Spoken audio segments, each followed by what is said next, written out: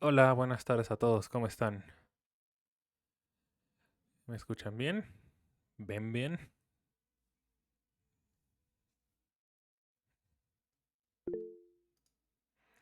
Chat, Antonio dice que todo bien.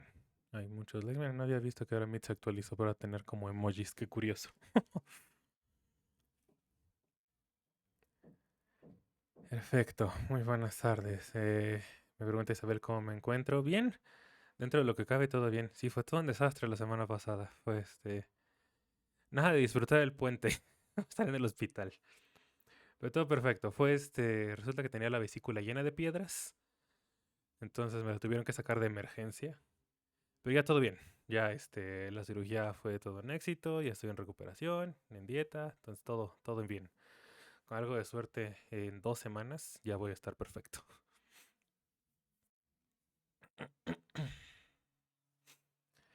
Pero sí, todo bien. Entonces nada más el único efecto desafortunado es que vamos a tener que estarnos viendo por acá, por la cámara un rato. Pero bueno, es lo que es. Sale, bien. Pues comencemos entonces.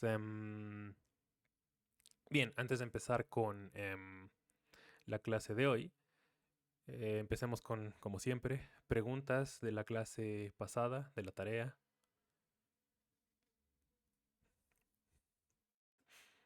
Si alguien tiene alguna pregunta.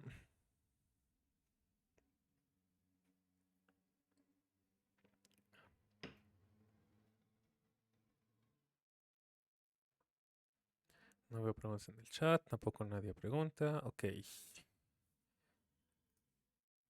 Bien.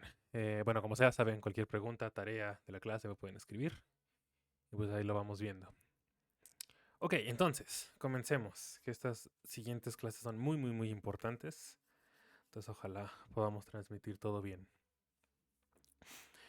Eh, la clase pasada terminamos de discutir los últimos ejemplos acerca de cómo utilizar tensores en física, para qué nos sirven los tensores en física, el electromagnetismo y el tensor de energía-momento, y al final empezamos ya a avanzar hacia lo que va a ser nuestro siguiente tema, ya empezar a caminar hacia relatividad general. Entonces déjenme les comparto pantalla.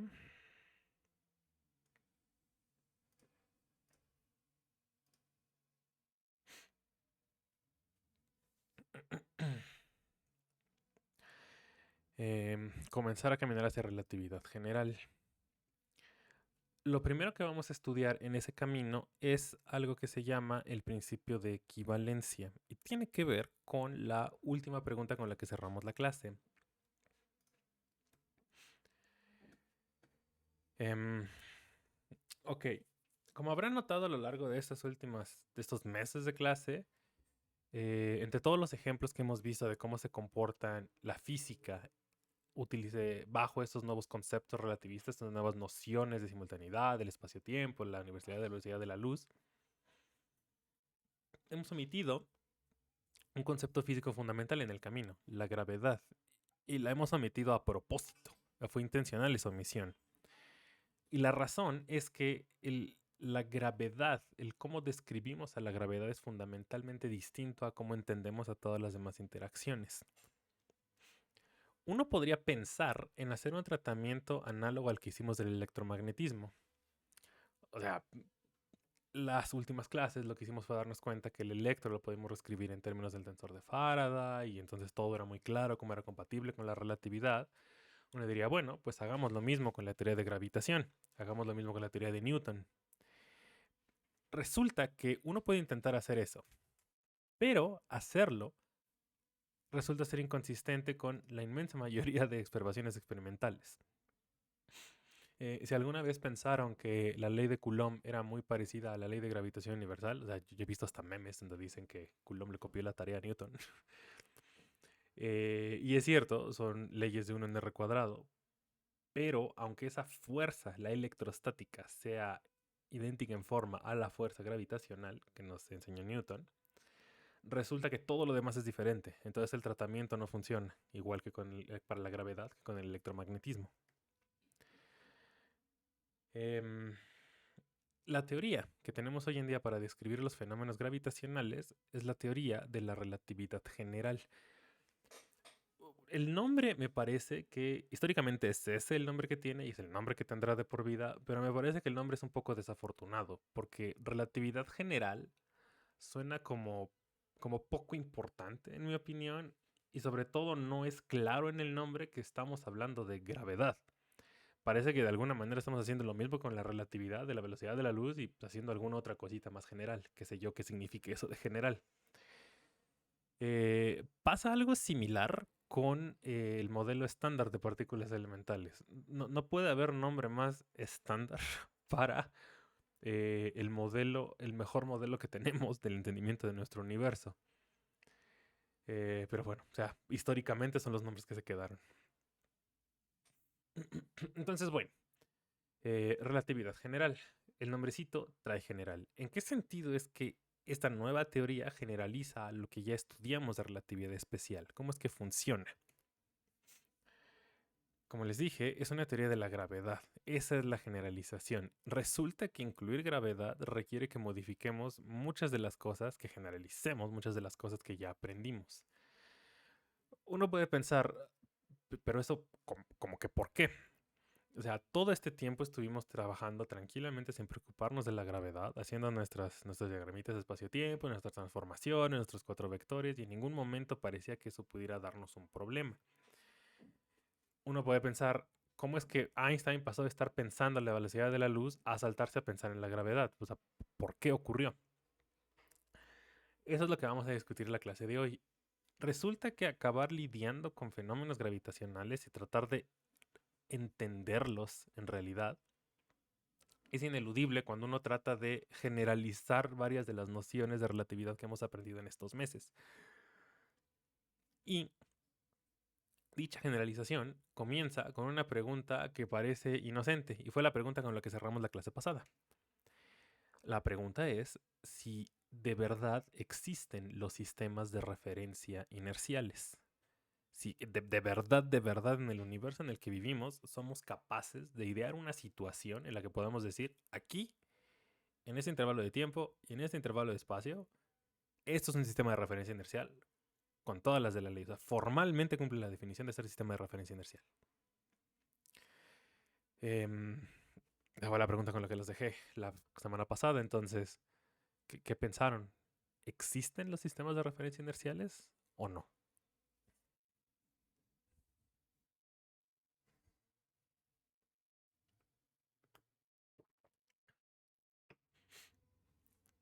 Veo un no. Sofía dice que no. Si no existieran los sistemas de referencia inerciales bajo ninguna forma, eso significa que todo lo que hemos estudiado hasta el momento es una idealización que, a la que nunca vamos a poder llegar, ni siquiera aproximadamente. O a lo mejor sí, a lo mejor aproximadamente. Mariana dice que si existen localmente. La pregunta entonces es, ¿qué significa eso de localmente? ¿Y por qué localmente? Bien, vayamos por partes. Como les decía la clase pasada, uno puede pensar, bueno, pues a ver, un sistema de referencia inercial se define a través de experimentos, como ya discutimos cuando hablamos de las leyes de Newton.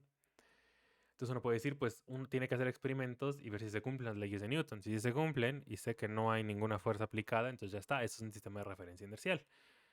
Entonces yo les preguntaba, cuando hicieron los experimentos en mecánica vectorial, ¿no probaron que existen los sistemas de referencia inercial? No cuando uno hacía un experimento en mecánica, uno llegaba a la mesa de laboratorio y decía, ¿es un sistema de referencia inercial, el de la mesa? ¿Trabajaron todos esos años con sistemas de referencia inerciales o no? ¿Qué creen ustedes?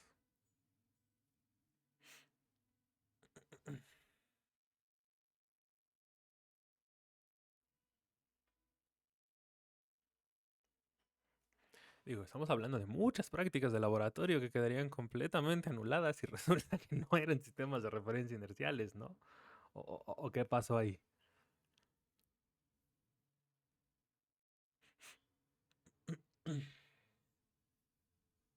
¿Existen o no existen? los sistemas que utilizamos para hacer experimentos aquí en la Tierra. Isabel dice, pero fueron sistemas de referencia inerciales con respecto a nosotros mismos, ¿no?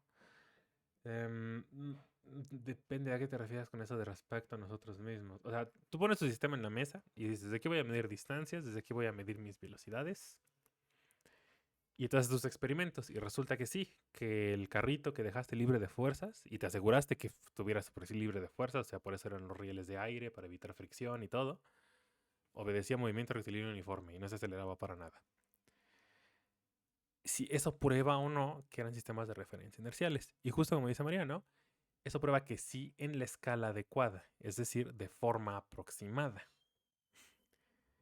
Todos los experimentos que hacemos en la Tierra, en los laboratorios aquí en la Tierra, no pueden ser respecto a sistemas de referencia inerciales, porque sabemos que la Tierra está haciendo toda cantidad de locuras en el universo. Está primero dando vueltas respecto a su propio eje. Está dándole vueltas alrededor del Sol. Luego todo el sistema solar también se está moviendo en la Vía Láctea. Y luego esa Vía Láctea tiene que estar también expandiéndose con todo el universo. Entonces, la Tierra, sistema de referencia inercial, no puede ser. Por muchas razones. Los experimentos que hacemos en estos laboratorios, como el laboratorio de mecánica, por ejemplo, lo que prueban es que los sistemas de referencia inerciales existen de forma aproximada. ¿A qué me refiero con aproximada? Si, por ejemplo, decidiéramos que el experimento que queremos hacer no es deslizar un carrito en un riel sin fricción, sino es pensar, por ejemplo, que queremos lanzar un satélite al espacio, queremos lanzar un satélite en órbita a un lugar específico. En ese caso, si hacemos los cálculos pensando que la Tierra, completamente sistema de referencia inercial, completamente plana y no le pasa nada, jamás le vamos a pegar a que el satélite llegue al punto que queremos. Porque la aproximación deja de ser válida en experimentos en los que ya están involucradas distancias que son comparables con el tamaño de la Tierra. Entonces, ya empezamos a notar cosas como que la Tierra está girando sobre su propio eje, está rotando alrededor del Sol. Todos esos movimientos ya los empezamos a notar. Probablemente eso lo hayan hecho o lo vayan a hacer en mecánica analítica.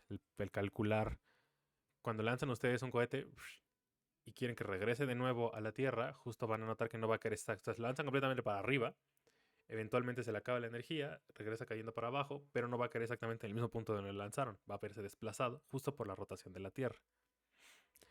Entonces, bueno, la Tierra funciona como sistema de referencia inercial solo de forma aproximada. Y es una aproximación que sabemos que deja de ser válida en cierta escala. Ok, eso todavía nos deja la pregunta de si existen de verdad o no. Porque el hecho de decir existen de forma aproximada, pues está bien, supongo, pero pues es un poco insatisfactorio. O por lo menos a Einstein le pareció súper insatisfactorio y siguió pensando más acerca de esas nociones.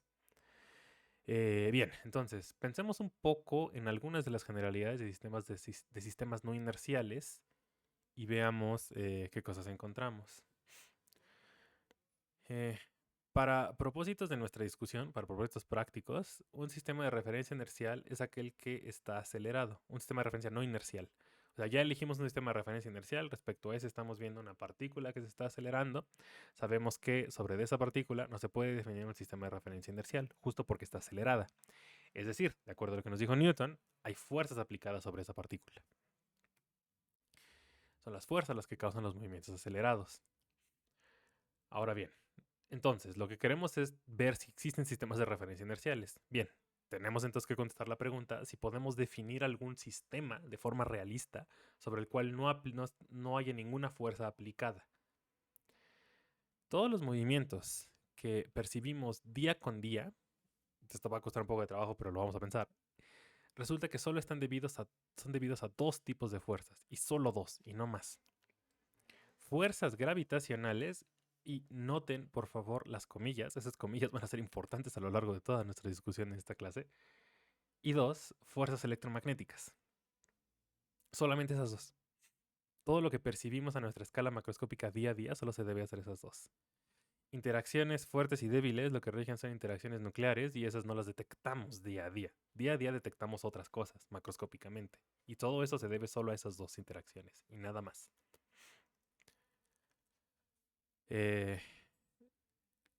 Ok, ahora. después de escuchar eso, probablemente estén pensando, eso está muy raro, o sea, eso no puede ser posible, o sea, que solo sean esas dos. Muy probablemente ustedes resolvieron muchos problemas en mecánica vectorial o en analítica y pues hay un sinnúmero de fuerzas que uno se puede inventar, ¿no? La fuerza normal, fuerza de fricción, que la tensión de la cuerda, o sea, todos los problemas de vallas, de una partícula dando vueltitas unida con con algún hilo o algo así. Todo eso tendría que ser causado por otro tipo de fuerzas que no tiene que ver con gravitación ni con electromagnetismo, ¿o no?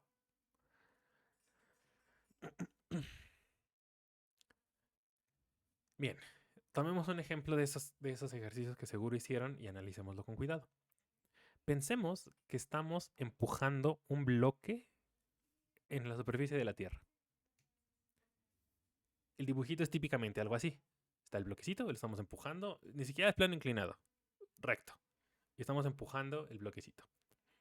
En el dibujo estoy poniendo las fuerzas que típicamente uno pensaría que están involucradas aquí.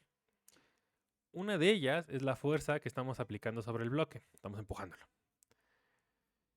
Conforme lo empujamos sobre el suelo tiene que estar generando fricción sobre el bloque. Entonces también está la fuerza fricción que hay entre el bloque y el suelo.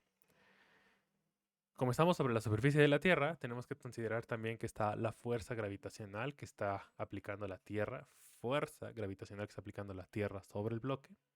Eso va para acá abajo. Y luego está la fuerza normal que está ejerciendo el suelo en respuesta sobre el bloque. Y esa es la que también tiene que ver con la fricción, por el coeficiente de fricción, bla, bla, bla, bla, bla, bla, bla. Entonces, esas son todas las fuerzas involucradas en ese tipo de movimientos. Yo estoy asegurando que todas esas que están allí, todas esas son de naturaleza o electromagnética o gravitacional. Una de ellas claramente es gravitacional, el peso del bloque. Pero luego les aseguro que las otras tres también o son gravitacionales o son electromagnéticas. ¿Cómo es eso? La fuerza normal que ejerce el suelo sobre el bloque es una fuerza electromagnética. Cada vez que tocamos algo, creo que eso ya lo habíamos mencionado alguna vez en la clase, cada vez que tocamos algo, en realidad no estamos tocando nada. Suponiendo que él está entendiendo lo mismo que yo por tocar. Tocar, lo que estamos pensando es, ok, mis dos dedos están tocando porque están coincidiendo en el mismo punto y están tocándose. ¿En serio están coincidiendo en el mismo punto? ¿En serio hay dos cosas que están coincidiendo en el mismo punto espacial y están compartiendo el mismo punto espacial? ¿Eso en serio se podrá? La respuesta, después de que mucho estuve investigando la humanidad, resulta que no es así. Las cosas no se tocan. Lo que nosotros percibimos como estamos tocando algo es los electrones de mi dedo están acercándose a los electrones de mi otro dedo y lo que estoy sintiendo es la repulsión electromagnética que está ocurriendo entre los dos electrones. Eso es lo que sentimos, eso es lo que nuestro cerebro codifica como tocar algo, como sentir que estamos tocando algo, es esa interacción electromagnética. Nunca hay dos cosas que se están tocando. La fuerza de fricción que está ejerciendo el suelo sobre el bloque es lo mismo. También es electromagnética. El bloque no está tocando el suelo. Los electrones del bloque están pasando cerca de los electrones del suelo y la fricción está ocurriendo por repulsión electromagnética también. La realidad es que no hay tal cosa como fuerzas de contacto, no hay cosas que se toquen. Todas las interacciones que percibimos son a distancia, todas ellas.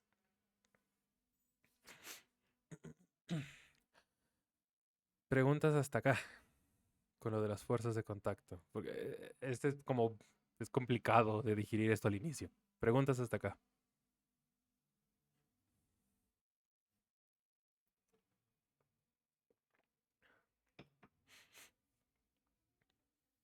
Pero entonces, por ejemplo, ¿por qué antes en la secundaria o la prepa calculábamos, por ejemplo, la fricción o la fuerza normal con lo de la gravedad? Porque justo lo que sabemos es que de forma efectiva se comportan así. De forma microscópica, la fricción será cierta interacción complicada entre cargas electromagnéticas, sí. Pero ya que nos vamos a nuestras escalas, ya no estamos viendo escalas microscópicas con el microscopio viendo los electrones, sino estamos viendo el bloque y el piso, De forma efectiva, todas esas interacciones electromagnéticas promedian de la forma que aprendieron ustedes. La forma en la que promedian es que dependiendo de qué tanto peso tiene el bloque, hay cierto coeficiente que rige esa proporcionalidad entre ese peso y la fricción. Resulta que eso sí pasa. De forma ya promediada, eso es lo que ocurre. Como les platicaba, creo que la semana pasada, en la última clase, eso es el tipo de cosas que van a aprender en física estadística. Van a aprender que cuando uno está estudiando un sistema de muchas partículas, y uno más bien lo trata de ver de lejos, hay muchas cosas que promedian y esos promedios son lo que observamos nosotros. Entonces así es como funciona en realidad. Cosas como la fricción, anormal, etcétera, etcétera. Todo eso es así. Ok. Una vez entendido eso, entonces nuestra búsqueda por un sistema que esté libre de fuerzas se simplifica un poco más. Porque ya no tenemos que estar pensando en mil y un posibles fuerzas que puedan haber. Ahora lo que estamos pensando es, ok, tenemos que pensar algo que no tenga que ser afectado ni por la gravedad ni por el electromagnetismo. Y ya está. Una vez que tengamos eso, tenemos nuestro sistema libre de fuerzas y tenemos nuestro sistema inercial. Bien, reduzcámoslo entonces al cuerpo más sencillo que podemos pensar. Una partícula puntual, caracterizada por su masa m y su carga q. Y supongamos que está en el espacio y en ese espacio hay cierto campo gravitacional G y ciertos campos eléctricos E y B. Y esos ya están dados, ya los calculamos, ya está toda la distribución que está generando esos tres campos. Sabemos que esos campos van a aplicar cierta fuerza sobre la partícula. Esas fuerzas son las siguientes. Una es la fuerza gravitacional, que está dada por el producto del campo gravitacional que está en el fondo, multiplicado por la masa de la partícula. Y la otra expresión es la fuerza electromagnética, la fuerza de Lorentz, que es la carga de la partícula multiplicada por la combinación de campos eléctricos y magnéticos que ya discutimos hace 2 semanas. Son esas fuerzas, esas dos, son las que van a provocar que la partícula sufra un movimiento acelerado según la segunda ley de Newton. La segunda ley de Newton lo que dice es que la suma total de fuerzas aplicadas sobre esa partícula tiene que ser igual a la masa de la partícula multiplicada por la aceleración que va a tener esta resultante de esas fuerzas aplicadas. Lo que estamos buscando es ver la forma de lograr que esa aceleración sea cero para que sea un sistema de referencia inercial. O dicho de otro modo, si la aceleración es distinta de cero, entonces la partícula no puede ser un observador inercial. Bien. Entonces, una vez dicho esto, ¿existen los sistemas de referencia inerciales? ¿Podemos lograr eso? ¿Un sistema que no esté acelerado? Ya vimos que en la Tierra no podemos hacer eso, solo de forma aproximada. Lo siguiente que uno puede pensar, y es lo que hacen todos los libros de textos, es decir, bueno, pues pensemos que vamos a poner nuestro sistema de referencia inercial en una estrella fija, bien lejos de la Tierra, de esas que se ven allá fijas brillando en el firmamento. Y ahí se va a ser nuestro sistema de referencia inercial. Salirse de la Tierra parece la primera opción lógica, pero hay un problema. Resulta que todas esas estrellas también se están moviendo de forma acelerada. No solo es la Tierra, también las estrellas. No hay un solo cuerpo en el universo que esté libre de fuerzas, porque todos están sintiendo la acción de algún campo gravitacional. Vamos a ver eso ahorita un poco con más calma. Pero siempre es así. Todo cuerpo en el universo está siendo afectado por algún campo gravitacional. Campo pensando en la noción de Newton. Incluso en las situaciones más idealizadas eso siempre es cierto. Ok. Dicho eso, eso me trae a la mente un meme que vi hace ya unos años y que tiene que ver con muchas discusiones que llega a tener la gente que no cree que existe la fuerza de gravedad o que la Tierra es plana, etcétera, etcétera. Uno llega a preguntar, ok, si la gravedad es real, ¿por qué la gravedad no causa que la luna se caiga a la Tierra? De la misma forma que hace que las manzanas se caigan de los árboles. Newton? Explícame eso. ¿Por qué es que no? ¿Por qué es que eso no pasa? Entonces, estoy viendo reacciones graciosas, perfecto, pero nosotros estamos estudiando física. Significa que nos puede dar risa y podemos explicar en realidad qué es lo que está pasando. Entonces, díganme, ¿por qué no se cae la luna a la Tierra si hay gravedad? ¿Qué es lo que pasa? Antonio dice cae con estilo. Esa es exactamente la respuesta. ¿Cómo es que cae con estilo?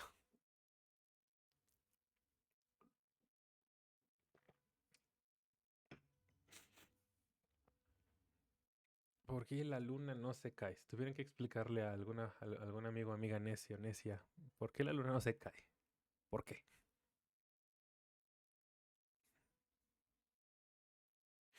Está muy grandota, mucho más grandota que las manzanas, ciertamente. Debería caerse, ¿no? ¿Por qué la luna no se cae? ¿Alguna idea? Sofía dice por la trayectoria con la que cae. Exactamente. Tanto Antonio como Sofía dijeron lo correcto. Efectivamente, la luna sí se está cayendo hacia la Tierra todo el tiempo. El que nos esté dando vueltas significa que se está cayendo. ¿Cómo funciona? Pensemos en nuestro Sol con masa M mayúscula y en otra estrella de masa M minúscula que está así súper, súper, súper lejos, a un montón de años luz, una distancia R minúscula de distancia. Por muy lejos que esté esa estrella del Sol, el Sol va a estar aplicando una fuerza sobre esa estrella. Según nos dijo Newton, esa fuerza está dada por esta expresión. El producto de las masas del Sol y la estrella, multiplicado por la constante de gravitación, dividida sobre la distancia al cuadrado, dirigida en menos el vectorcito radial que las une. Esto es lo que estaba yo listando hace unos minutos como la masa por el campo gravitacional, donde esta G mayúscula es el campo gravitacional que genera el Sol, con masa M mayúscula. De esa expresión uno puede ver que no importa qué tan lejos esté esa estrella idealizada que queríamos mandar súper lejos que fuera nuestro sistema de referencia inercial, mientras esa distancia R sea finita, no infinita, sino literalmente finita, aunque sea un numerote, F va a ser distinta de cero. La única forma en que esta expresión se haga cero es que alguna de las masas se haga cero, G se haga cero o R se haga estrictamente infinito. Como no estamos mandando ninguna de estas a cero y R nunca puede ser estrictamente infinito, F siempre es diferente de cero. Entonces no importa dónde estemos, siempre va a haber interacción gravitacional. Siempre. Entonces bueno, volviendo a la explicación de la luna, justo lo que ocurre es como dice el buen físico Morfeo. La luna siempre se está cayendo. La luna está intentando seguir su trayectoria libre, en línea recta. Y la Tierra lo que está haciendo es jalarla con la interacción gravitacional. Y ese es un círculo vicioso que ocurre una y otra y otra y otra vez. Y eso es lo que hace que que la luna le dé vueltas a la Tierra. Como se ve en el dibujito.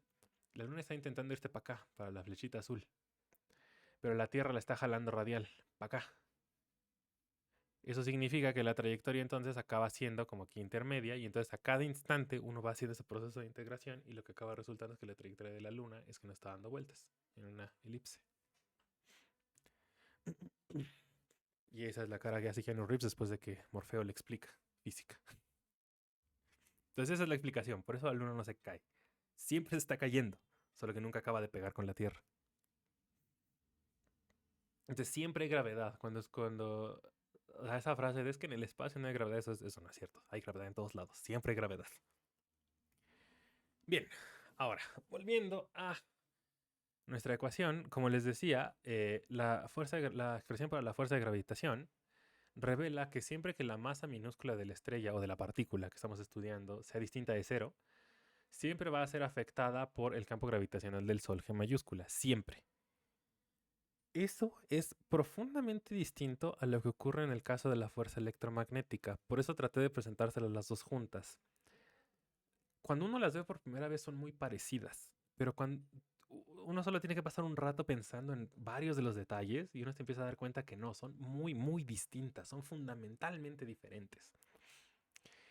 En el caso de la fuerza electromagnética pasa algo muy curioso, y es que existen cargas positivas y negativas. Nosotros mismos somos cuerpos cargados, estamos formados por cositas, por partículas que tienen carga, los protones, nuestros electrones. Sin embargo, si ustedes ponen un imán enfrente de su cara, el imán no va a afectar su trayectoria, no lo van a sentir. ¿Por qué razón?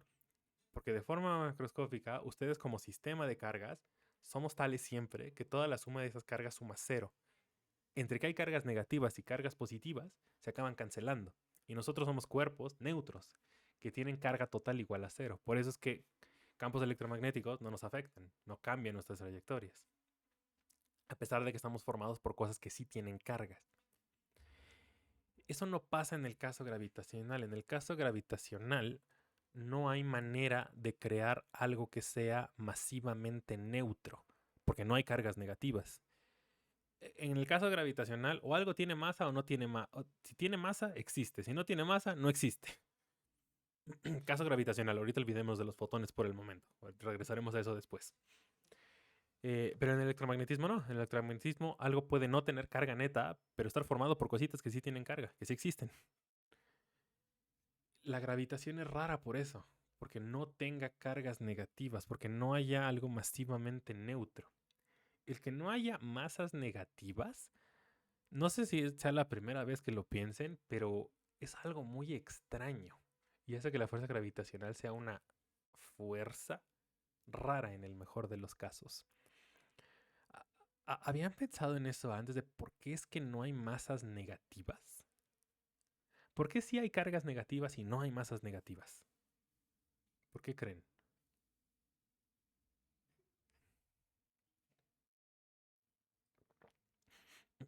¿Alguna idea? ¿Alguna vez lo habían pensado? ¿Es raro? ¿No es raro? ¿Es obvio que la masa tiene que ser positiva? ¿Qué creen?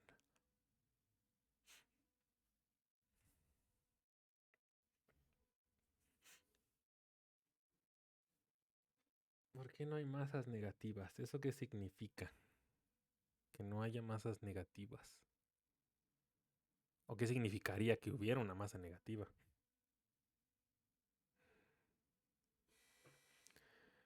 Rodrigo dice, suena que hay un hueco. Un hueco en el sentido, supongo como dice Isabel, que sería algo, Yasmin dice, tendría que ver con la energía. Isabel dice, ¿cómo podemos interpretar eso? Pues podemos hacer el símil con el electromagnetismo e ir a esa idea de hueco que dice Rodrigo. En el electromagnetismo sabemos que el signo de la carga indica si se va a atraer o va a repeler. En el sentido de tenemos una carga negativa, si le ponemos una carga positiva sabemos que se va a atraer, si le ponemos una carga negativa sabemos que se van a repeler. Como no hay masas de distintos signos, la fuerza gravitacional siempre es atractiva. Dos masas siempre se acaban atrayendo, nunca se pueden repeler. Una masa negativa implicaría que es algo que no está atrayendo, sino que está repeliendo.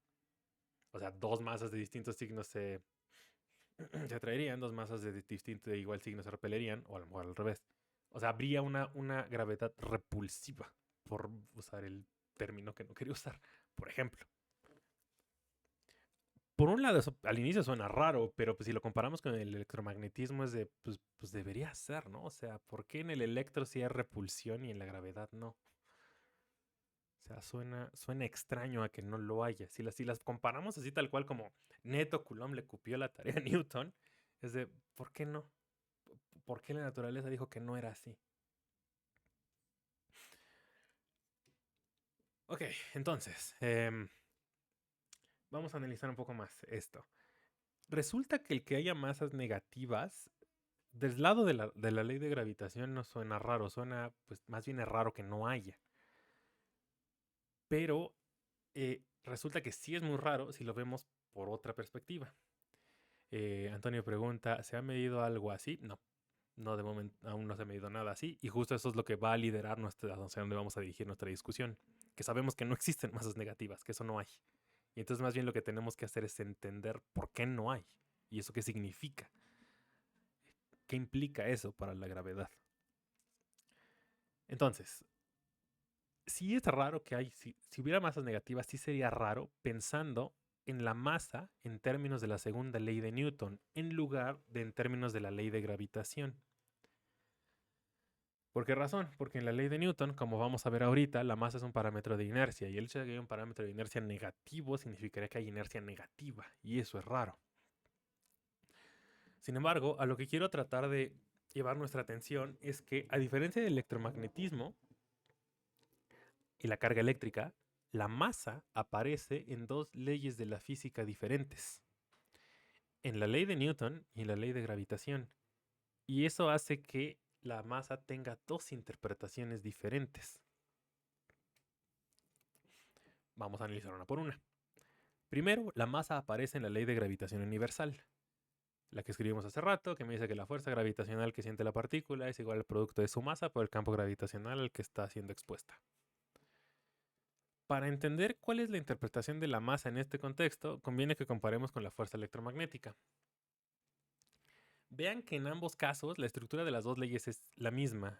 Es aún más obvio si suponemos que la partícula está en reposo y nos quitamos el término magnético. Es m por g y q por e. Masa por campo, carga por campo. Tienen la misma interpretación, en el sentido que la fuerza que siente la partícula es igual a Q o m, que es un parámetro intrínseco de la partícula, multiplicado por el campo que está sintiendo, al que está siendo expuesta. Esos parámetros intrínsecos lo que hacen es determinar con qué intensidad interactúa la partícula con el campo en cuestión. ¿A qué me refiero con eso? En el caso de la ley de gravitación, por ejemplo, pensemos en el campo gravitacional del Sol. Es enorme, es un gran campo gravitacional, está haciendo que todos los planetas del sistema solar se estén moviendo. Perfecto. Si yo pongo en presencia de ese campo gravitacional a una partícula con masa súper chiquitititita, un electrón aquí en la Tierra, los grandes aceleradores, esta fuerza va a ser casi cero. No importa que el campo gravitacional del Sol sea enorme. Si la masa es suficientemente pequeña, la fuerza se puede hacer tan pequeña como uno quiera. No cero, siempre y cuando m sea distinta de cero, pero se puede hacer tan pequeña como uno quiera. A eso me refiero con que la masa lo que hace es determinar con qué intensidad va a interactuar la partícula con el campo gravitacional. Igual acá abajo. Si el campo eléctrico es enorme, aunque sea enorme, yo puedo reducir Q tanto como yo quiera para que la fuerza electromagnética sea lo suficientemente chiquita. La carga lo que hace es medir qué tan intenso siente la partícula el campo que existe. Qué tan intenso interactúa la partícula con el campo. A este tipo de cantidades se les llama cargas. Es decir, en el contexto de la ley de gravitación universal, la masa está jugando el papel de una carga gravitacional. Antes de avanzar para eso. Eso puede sonar raro al inicio, pensar en una noción de carga gravitacional, pero resulta que, todavía no han visto ustedes acerca de interacciones débiles y fuertes, pero hay cargas también correspondientes a esas interacciones. Una carga hace eso, es una cantidad intrínseca, una característica física de la materia, de las partículas, que lo que hace es dictar qué tanto van a interactuar con distintas fuerzas o distintos tipos de interacciones, qué tan intensos lo van a hacer. Hay cargas para la interacción débil y hay cargas para la interacción fuerte. Las cargas para la interacción fuerte se llaman cargas de color. Se dice que un electrón tiene carga azul, o carga antiazul, o carga roja, o carga antirroja. Entonces, eso es solo para si les parecía raro decir que hay más de un tipo de carga, resulta que sabemos que no, hay muchos tipos de carga. Y en ese sentido es que lo que nos contó Newton acerca de la gravedad parece indicar que la masa tendríamos que entenderla como eso, como una carga gravitacional. Ahora bien, por otro lado, vamos a ver cómo es que aparece la masa en la segunda ley de Newton. En la segunda ley de Newton dice que la suma total de fuerzas que están aplicando sobre la partícula tiene que ser igual a el producto de su masa por la aceleración resultante que ésta va a tener. Una vez más, en esta ley física, la masa está jugando, es un parámetro intrínseco de la partícula. Con parámetro intrínseco me refiero a es de la partícula, define a la partícula, es decir, cuánta masa tiene es definir a la partícula. Y lo que hace es medir qué tanto la partícula se va a oponer a modificar su estado de movimiento. Entre mayor sea m, más difícil va a ser acelerar la partícula. Eso es pensando que la fuerza es fija. O sea, pensando que yo voy a decir, voy a aplicar tantos newtons de fuerza y voy a ver qué cosas puedo mover. Muy bien, resulta que si están intentando aplicar esos 20 newtons de fuerza a una masa muy pequeña, van a lograr mandar al demonio esa masita y va a acelerarse mucho. Pero si intentan aplicar esa misma fuerza sobre algo que tiene una masa enorme, no van a poder moverla porque no van a poder acelerarla. O la acelerarán van a lograr que se acelere muy poco. Entre mayor sea m, más difícil es acelerar la partícula. En esta ley, m no es una carga, m es un parámetro de inercia, que lo que hace es medir qué tanto se va a oponer la partícula a ese movimiento, qué tanta inercia va a tener. Bien, antes de avanzar para allá. Preguntas hasta aquí. Preguntas hasta aquí, preguntas hasta aquí.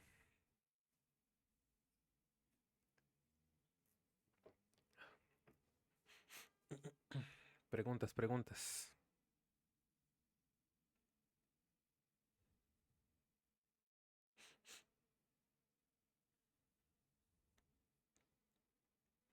Isabel dice ninguna. No veo otra. Ok. Bien, continuemos. Si se ha entendido hasta acá, entonces probablemente estén desarrollando una sensación de sorpresa. Que es muy raro que ambas cantidades coincidan en el sentido de que estemos hablando de la misma cantidad física. Que esa carga gravitacional y ese parámetro de inercia, los dos sean la misma cosa que llamamos masa. Dada la discusión anterior, no sé ustedes, pero da más la impresión de que tendrían que ser dos cosas distintas. Una cosa debería ser la masa inercial, y déjenme denotarla como m subíndice i, que esta sería la carga gravitacional, y a lo mejor esta sí podría ser negativa, perdón, la masa inercial no sería negativa, la masa inercial sería siempre positiva, porque solo sería inercia. Y la masa gravitacional sería la que aparecería en la ley de gravitación, y esta sí sería una carga, y esta a lo mejor sí podría ser negativa, y entonces sí habría repulsión gravitacional. Para hacer la ley de fuerza ahora sí más simétrica con la ley de fuerzas electromagnética. Entonces, parece que eso es lo más natural. Espero haberlos convencido de, pues sí parece sensato que sean dos números distintos. Es raro que sean lo mismo. Bien. Una vez que los convencí que suena más sensato que sean distintos, todo el punto es que no lo son. Todas las mediciones que se han hecho desde hasta el día de hoy siempre han mostrado que estamos hablando de la misma cantidad. Que la masa inercial coincide con la masa gravitacional. Eso se mide. No hay manera, ningún experimento ha encontrado diferencia. Bien. Para tiempos de Einstein, esto ya se sabía. Que era raro que fueran dos parámetros distintos, pero pues es lo que era. Newton nos enseñó que era la misma masa. Einstein se dio cuenta de eso y él se aventuró a decir que esa igualdad no era casualidad, sino que era un principio de la naturaleza, que es no es que no hayamos encontrado discrepancia entre masa inercial y masa gravitacional, sino que nunca la vamos a encontrar. Que el universo en el que vivimos es tal que ambas cosas son lo mismo. Y eso es lo que se llama el principio de equivalencia. El principio de equivalencia asegura que la masa inercial es igual a la masa gravitacional, que estamos hablando del mismo número. Solo hay una masa. Tanto la que aparece con Newton y la que aparece en gravedad es la misma cosa. Entonces, parece que ya nos desviamos. Ha estado bueno el de Braille hasta el momento, pero quiero que recordemos qué es lo que estábamos intentando hacer. Lo que estábamos intentando hacer y con lo que empezamos todo esto fue preguntarnos si existían los sistemas de referencia inerciales o no. Y acabamos hasta acá, hasta que Einstein nos dijo que había un principio de la naturaleza nuevo. Ok, ¿por qué razón es que propuso este principio de la naturaleza? Porque él también estaba preguntando si existían sistemas inerciales o no. Y se topó con lo mismo, se topó con que la gravedad era el problema. Y llegó a este punto. Entonces dijo, bien, estos dos números tienen que ser iguales, eso es un principio. Y como estos dos números son iguales, entonces sí existen los sistemas de referencia inerciales. Y vamos a ver por qué. Y ojo, de nuevo, es gracias al principio de equivalencia que sí existen los sistemas de referencia inerciales. Exactamente, no de forma aproximada, de forma exacta sí existen. Localmente, pero existen. Bien, para entender cómo es que el principio de equivalencia soluciona nuestro predicamento, vamos a estudiar un experimento clásico de Einstein. Ya les había platicado al inicio del curso que Einstein hacía sus experimentos pensados. Él no iba al laboratorio a medir nada. Él se sentaba en su silla en la oficina de patentes y se ponía a imaginar cosas. Y una de las cosas que imaginó fue el siguiente experimento. Sí, perdiendo el tiempo en la oficina de patentes. Fue el famoso experimento del elevador. Empecemos imaginando las siguientes dos situaciones. Situación número 1. El experimento comienza pensando en la cabina de un elevador. La razón por la que estamos pensando en la cabina de un elevador es que estamos pensando en justo lo que está en la pantalla. Un cubito, un volumen finito de tamaño razonable para que quepa una persona y algunas cosas para que se ponga a perder el tiempo haciendo experimentos. Soporte vital para que la persona no se asfixie porque ahí adentro no hay aire, no hay ventanas, es un elevador. Y entonces es una cabina perfecta para que hagamos experimentos de física. El primer experimento que vamos a hacer dentro de esa cabina, de nuevo, completamente aislada, no hay ventanas, no se puede ver al exterior, no hay aire, no hay fricción, no hay nada dentro, es lo siguiente. el científico, adentro del elevador, resulta que el elevador está, sabemos nosotros, porque lo estamos, ojo, estamos viendo la imagen, estamos viendo el elevador de fuera. Nosotros estamos viendo que el elevador y el científico están en la superficie de la Tierra. Está el pastito, hay solecito, hay nubecitas, superficie de la Tierra. Y entonces el científico, el experimento que va a hacer es el siguiente. Tiene con él una pluma de masa M minúscula. Pero no solo lleva una pluma, lleva otra cosa. Lleva una bola de boliche. Y esa bola de boliche tiene más masa que la pluma. Tiene masa M mayúscula. Y entonces lo que va a hacer el científico es dejar esos objetos, los va a soltar, los va a sostener a cierta altura y los suelta. De forma tal que, para que ahorita que hagamos las cuentas, déjenme nombrar que la dirección vertical es la dirección Z hacia arriba.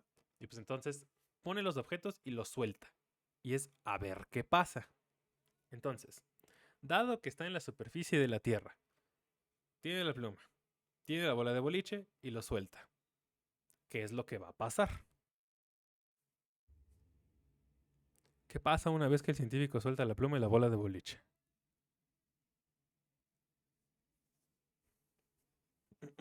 Es pregunta para ustedes. ¿Qué pasa? Les dice se caen. En efecto. Pregunta más específica. ¿Cuál de los dos llega primero al suelo del elevador? ¿La pluma o la bola de boliche? No hay fricción, no hay aire allá adentro, están sobre la superficie de la Tierra. ¿Cuál de los dos llega al suelo primero?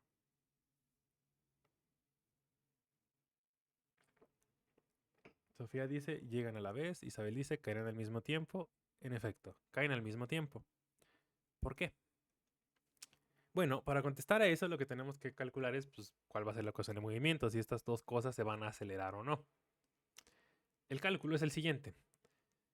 El campo gravitacional de la Tierra es, pensemos en esta situación, no tenemos por qué pensar en la superficie esférica, la aproximamos como plana y entonces la fuerza es constante hacia abajo, es menos Gz, donde G es nuestro típico 9.8 metros sobre segundo al cuadrado.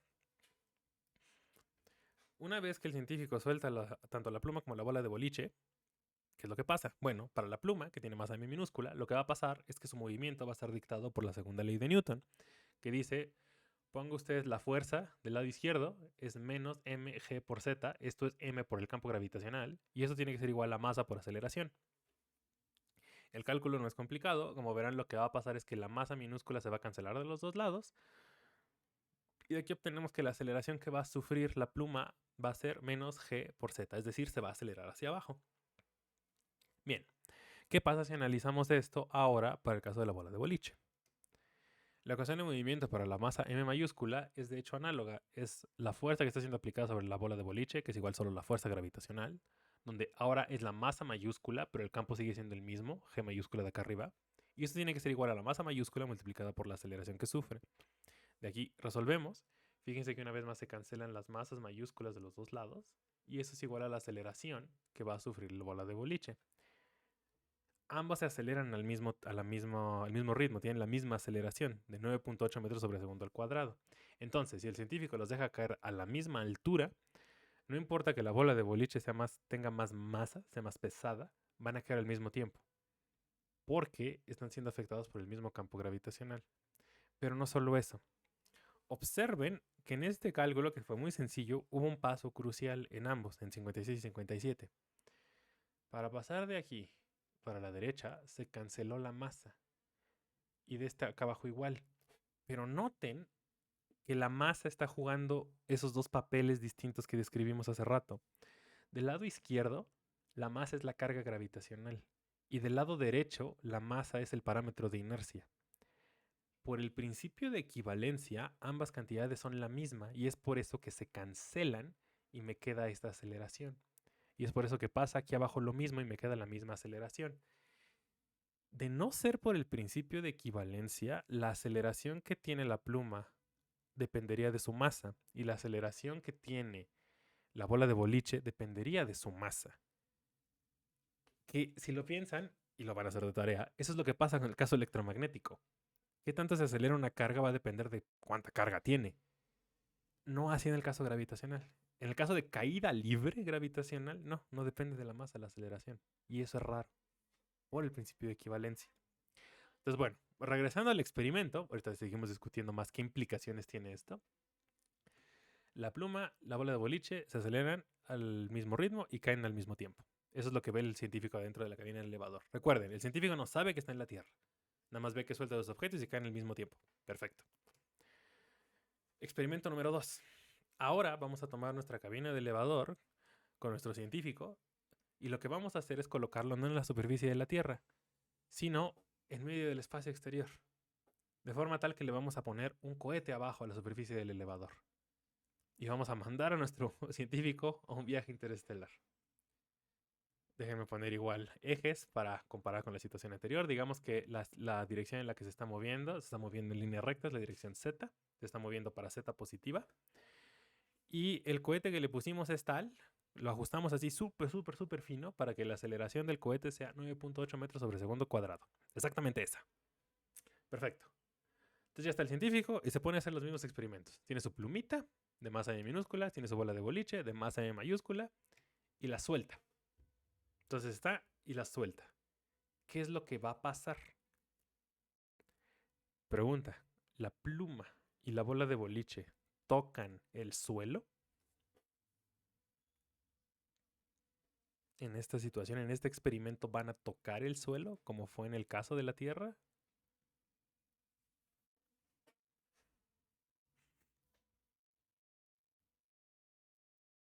Dice Sofía que sí. ¿Por qué sí? ¿Por qué van a tocar el suelo? ¿Qué es lo que ocurre? ¿Se cayeron?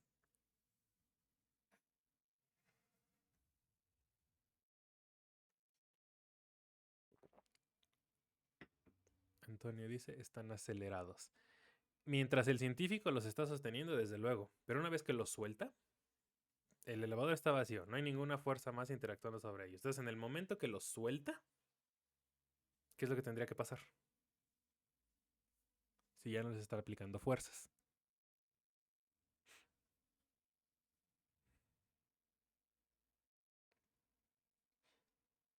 Sofía dice, en ese momento empiezan a caer. Se caen. ¿Respecto a quién? Dice Ernesto, se caen en movimiento rectilíneo uniforme. Exacto. Entonces digamos que fue tal que nos aseguramos que ese movimiento rectilíneo uniforme sea con velocidad igual a 0. Isabel dice, pues deberían quedarse quietos, pero como el cohete se mueve, por eso se caen. Exacto. Resulta que, digamos, se caen o no, depende de a quién le preguntemos. Si nosotros que lo estamos viendo desde el dibujito, que estamos viendo desde fuera, es muy claro qué es lo que pasa. La pluma y la bola de boliche la suelta el científico. Como ya no hay fuerzas aplicadas y las dejó a velocidad igual a 0, no hay manera de que se aceleren, porque no hay fuerzas. Entonces la velocidad tiene que seguir siendo 0. Entonces uno diría, pues no van a tocar el suelo.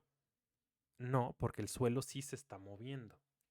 Como el cohete está pegado al elevador, lo que va a pasar es que el suelo se va a acercar a donde están la pluma y la bola de boliche quietos, estáticos.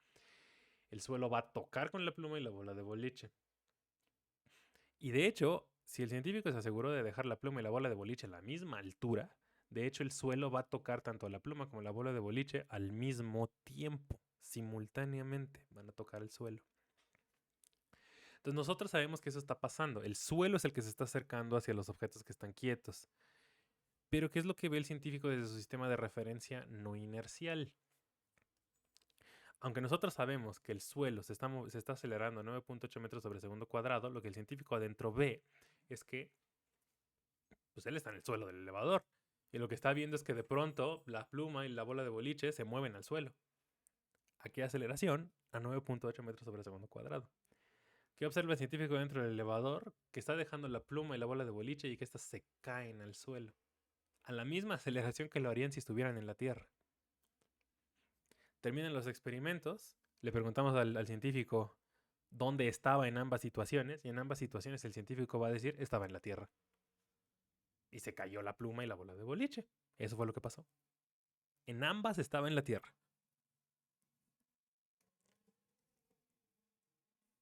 La persona dentro del elevador lo que va a observar es que tanto la pluma como la bola de boliche caen al mismo tiempo en ambas situaciones. En ambas.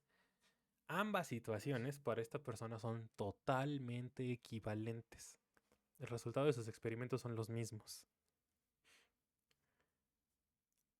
Para que esto funcione, noten que fue muy importante que fuera un elevador. O sea, es bien importante que el científico no se dé cuenta que está en un cohete en la segunda situación o que está en la Tierra en la primera.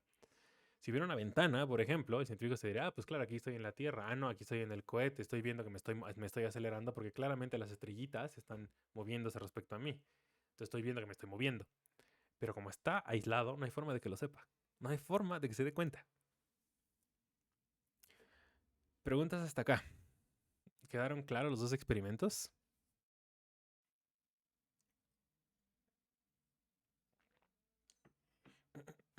Preguntas, preguntas.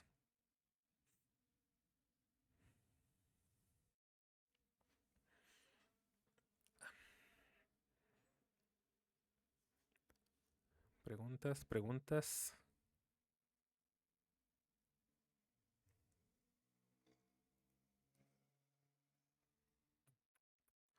No veo ninguna pregunta en el chat. Sofía dice, si todo quedó claro, pero ¿por qué no hay forma de darse cuenta? Ahorita solo analizamos un solo experimento. Entonces, aquí fue claro que con ese experimento no hay forma de darse cuenta. La cuestión es que en realidad no hay ningún otro experimento que se pueda hacer. No existe ninguno que puedan hacer, que pueda hacer la persona dentro del elevador para darse cuenta si está o en la Tierra o está acelerándose a través del espacio. Es más difícil convencerse de eso porque uno puede pensar en situaciones muy, muy, muy extremas, pero resulta que no importa qué, no hay forma de darse cuenta.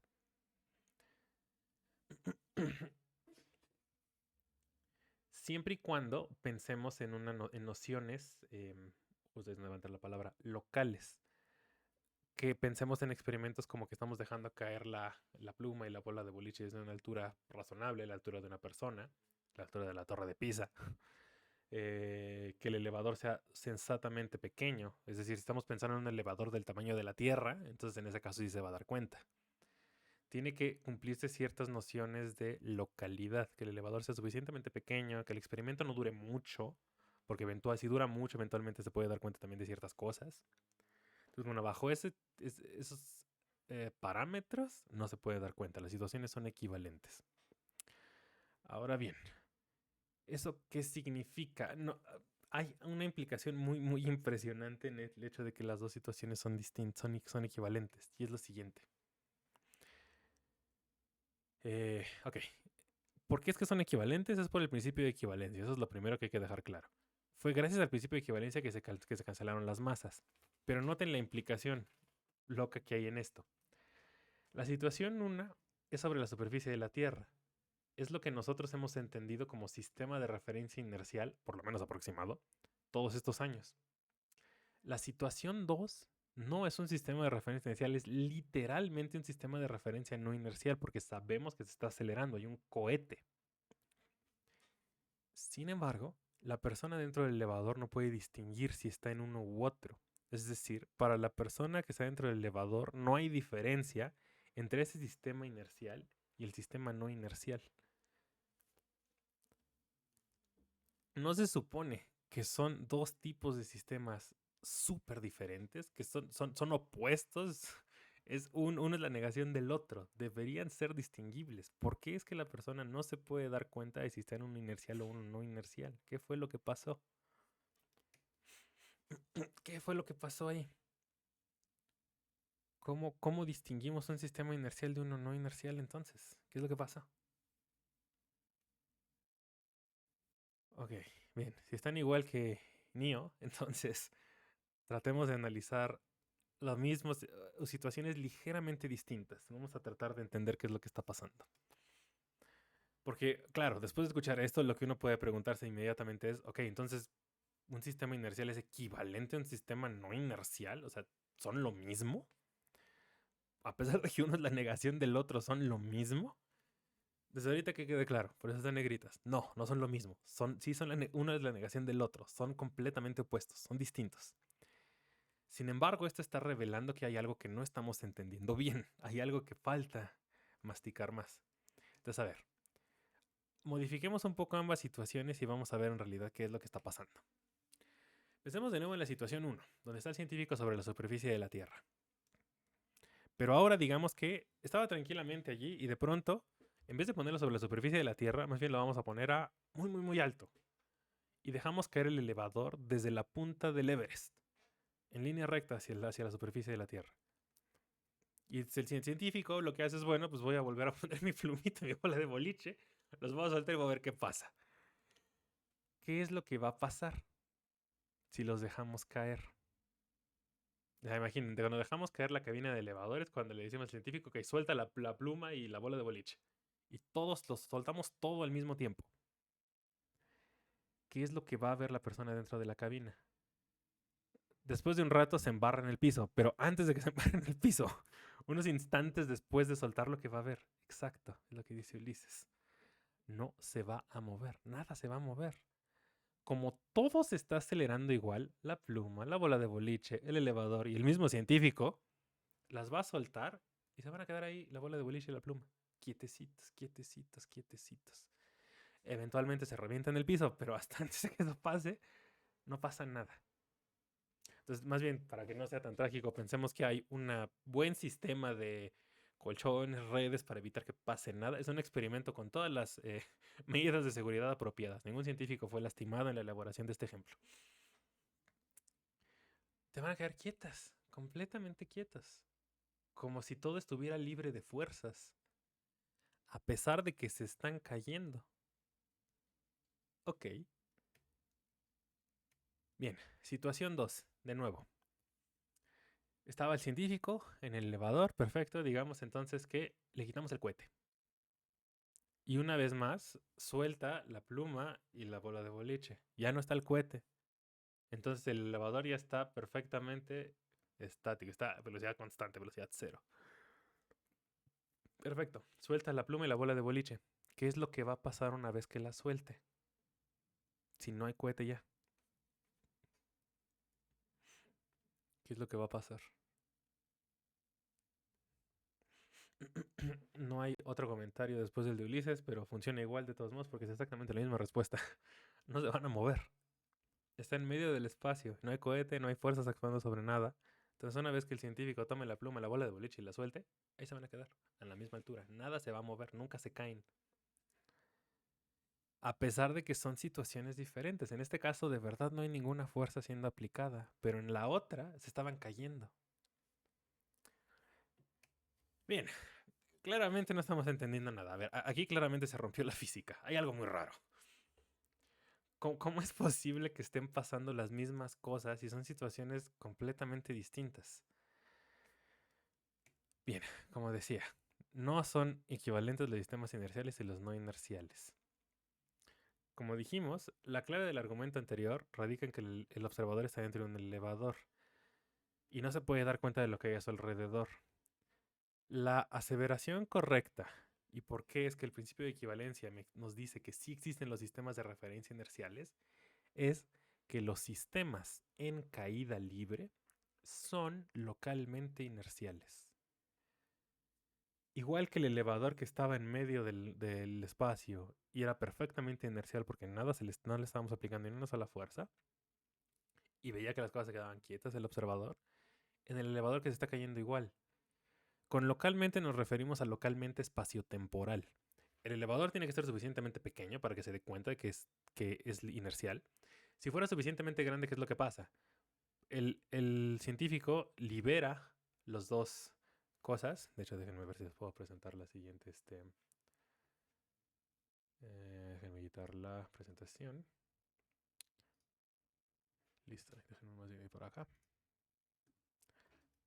O sea, imaginen que tenemos la Tierra y el elevador es lo suficientemente grande, es gigantesco, de forma tal que por acá deja caer la pluma y por acá deja caer la bola de boliche. Eventualmente van a parecer que todo se está cayendo igual, pero noten que eventualmente la trayectoria radial de uno es distinta a la trayectoria radial de otro. Eventualmente, después de un rato, se va a empezar a dar cuenta que los dos objetos se empiezan a acercar.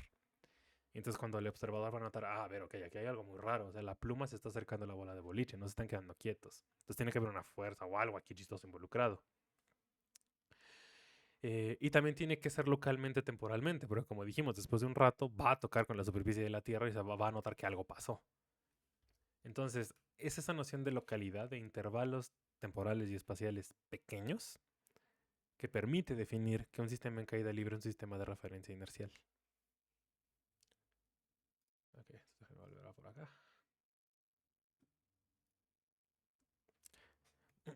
Bien. Eso nos regresa a la pregunta. Si existen o no, sí, ya dijimos que sí, localmente. Eso significa que todo lo que hemos estudiado hasta ahorita de relatividad especial y todo lo que han aprendido a lo largo de su carrera sobre sistemas de referencia inerciales aplica para ese tipo de sistemas, para los sistemas en caída libre. Sin embargo, en el camino a dar nuestra muy satisfactoria respuesta de que sí existen los sistemas de referencia inerciales, en caso de que lo hayan olvidado, eso es lo que estábamos respondiendo, ya lo respondimos, sí existen, nos hemos topado con un hecho muy curioso respecto a la gravedad. Noten lo siguiente. Ni el elevador en la superficie de la Tierra, ni el acelerado por un cohete son sistemas de referencia inerciales. O sea, por mucho que aproximemos el elevador en la superficie de la Tierra, sabemos que no lo es. Es un sistema de referencia no inercial. Y el acelerado por un cohete también es un sistema no inercial. Pero el elevador que está libre de fuerzas y el que está en caída libre sí lo son. O sea, las observaciones nos están mostrando que sí lo son. Sin embargo, hay algo muy curioso en esos dos hechos. En el elevador en la superficie de la Tierra, sabemos que está actuando la fuerza de gravedad. Eso es lo que debería poder distinguirla del cohete. Y por el otro lado, tenemos que el elevador en caída libre también está actuando la fuerza de gravedad. Entonces debería ser claramente distinguible al sistema que está libre de fuerzas. El hecho de que no se puedan distinguir, y recalco, es el principio de equivalencia el que está haciendo el truco, es bien extraño. A lo largo de toda la clase hasta el momento, espero que ya tengan ese sabor en la boca de, sí es cierto, la gravedad es muy extraña. Si ustedes intentan hacer un argumento así análogo con el electromagnetismo, que de nuevo lo van a hacer en la tarea, no funciona. No, hay maneras de distinguir las cosas cuando estamos hablando de la fuerza electromagnética, no así la fuerza de gravedad. La fuerza de gravedad es rara, porque se puede fingir en este tipo de situaciones. Bien, dado que se puede fingir en esos casos, eso lleva a hacerse una pregunta muy sorprendente. Es de, ok, ya existen los sistemas de referencia inerciales, perfecto, pero ahora me queda ahora la duda. ¿La gravedad sí es una fuerza? Después de todo lo que acabamos de decir, ¿tenemos derecho de hablar de la fuerza de gravedad? ¿Existe? ¿Hay fuerza de gravedad? ¿Es una fuerza? ¿O qué significa todo lo que acabamos de aprender? ¿Qué creen?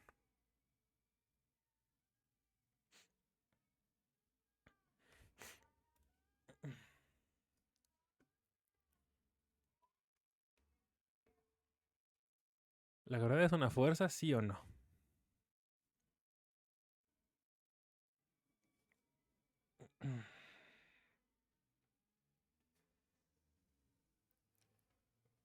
Opiniones, opiniones, opiniones. ¿O ya les parece que estamos ahora sí adentrándonos al reino de los terraplanistas, por fin? Y estamos haciendo ciencia muy extraña en la clase. Sofía dice, ¿es una fuerza no inercial? Parece, ¿no? Que no es una fuerza de verdad, que es una fuerza ficticia. Antonio dice, no, es consecuencia de que el espacio se curva. Y esa oración es tan extraña que vamos a tener que dedicarle varios minutos a entender qué demonios significa eso. Entonces, es rara, como dijimos. La fuerza la fuerza de gravedad es en el mejor de los casos rara. La respuesta a esta pregunta nos va a llevar un rato llegar a la conclusión, pero por lo menos espero que haya quedado suficientemente claro el que lleva a alguien a preguntarse si la gravedad es una fuerza o no. Porque claro, hoy en día la ciencia ficción ya sabemos que el espacio-tiempo se tiene que curvar, etcétera, etcétera. Y suena suficientemente raro. Y uno lo escucha y dice, esta gente que se dedica a hacer física, qué cosas tan raras se mete. Y sí, pero espero que hasta el momento hayan visto que no tuvimos que tomar ninguna sustancia alucinógena para llegar a esta pregunta. Fue natural la argumentación. Y fíjense, ni siquiera tuvimos que hacer cálculos complicados. No hicimos que un cálculo para hacer el despejito que se eliminan las masas y ya. Toda la explicación ha sido hasta el momento con puros dibujos. No hemos tenido que hacer otra cosa.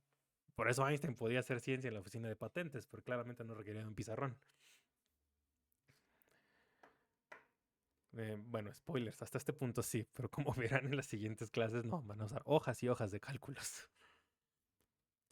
Ok, entonces, la respuesta, después de tantos años de la educación que nos dio Newton, debería de ser, pues claro que lo es, o sea, tiene que serlo. Newton nos lo dijo. Claro que hay una fuerza gravitacional, la sentimos todo el tiempo. Hemos hecho mediciones que prueban que la gravedad es una fuerza. ¿Por qué no habría de? ¿Sí? ¿Será?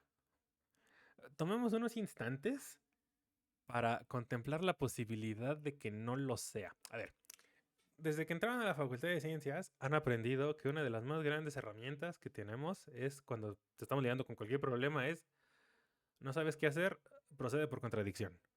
O deriva si puedes derivar. Pero ahorita no tenemos ninguna ocasión para derivar porque les digo todo ha sido con dibujitos, entonces ok. Contradicción. A ver, vamos a ver. Pensemos, supongamos que la gravedad no es una fuerza. Y vamos a ver qué es lo que pasa.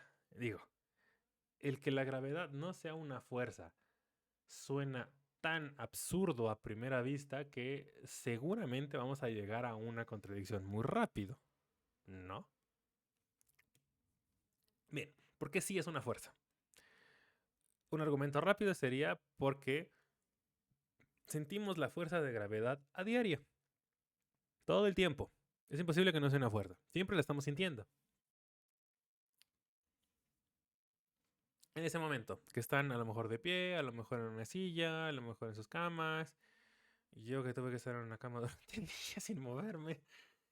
No sentimos que la gravedad nos está empujando todo el tiempo, ¿no? Después de un rato de estar sentados es de, ay, ya me duele, ay, ya esto. Después de estar de pie varias horas, ¿no? Es de, ay, me duele, ay, qué horror. ¿No lo que estamos sintiendo es la gravedad todo el santo tiempo? Dice Mariano, cambia el movimiento de las cosas. Incluso, ajá, exacto. Entonces pensemos, o sea, estamos de pie, estamos sobre el suelo y decimos, ok, me quiero quedar en este punto particular, porque estoy haciendo fila. Entonces, perfecto. Después de una hora de hacer fila y que la fila no avance, estamos en el SAT o en el IMSS, qué sé yo. Estamos sintiendo la gravedad y nos empieza a doler el cuerpo, ¿no? No lo que estamos sintiendo en ese momento es a la gravedad, es la fuerza de gravedad. Lo que estamos sintiendo es eso, ¿no? La gravedad nos está empujando y por eso nos cansamos después de estar de pie un rato, ¿no? ¿O no? En realidad, piensen un poco, y en realidad lo que estamos sintiendo después de estar una hora de pie haciendo fila sin movernos, no nos duele ni la cabeza, no nos duele el centro de gravedad. ¿Qué es lo que duele después de un rato? Los pies, seguido de las piernas y después la espalda, y etcétera, etcétera. Pero primero son los pies. ¿Qué es lo que duele? Duele el contacto con el suelo. No duele la gravedad per se, ¿no? Pensemos en la situación en la que estábamos dejando caer el elevador del Everest.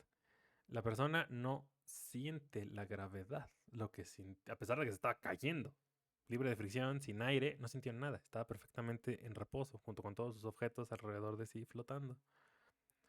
La persona en la superficie de la Tierra, ¿qué siente? Siente el suelo, eso es lo que sentimos.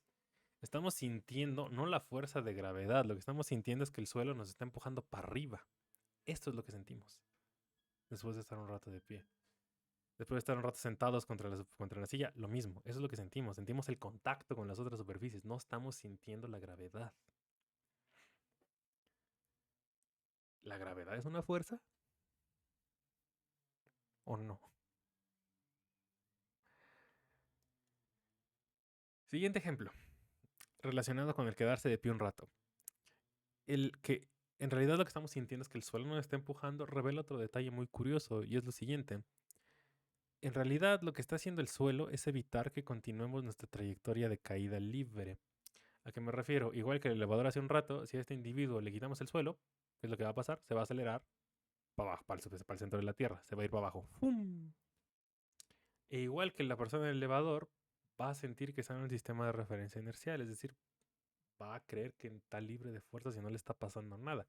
En el momento que le quitamos al individuo el suelo, dejó de sentir dolor en los pies. Bien, ese movimiento en caída libre, según vimos en la situación última del elevador, es súper raro, es muy peculiar. De hecho, la parte más peculiar viene en la palabra libre. Se llama caída libre por una razón. La caída libre es un movimiento tal que si nada nos detiene, si no está el suelo para detenernos, vamos a continuar cayendo indefinidamente. Vamos a mantener, y déjenme frasearlo así exactamente con estas palabras. El movimiento en caída libre es tal que vamos a mantener nuestro estado de movimiento en línea recta a menos que una fuerza lo altere.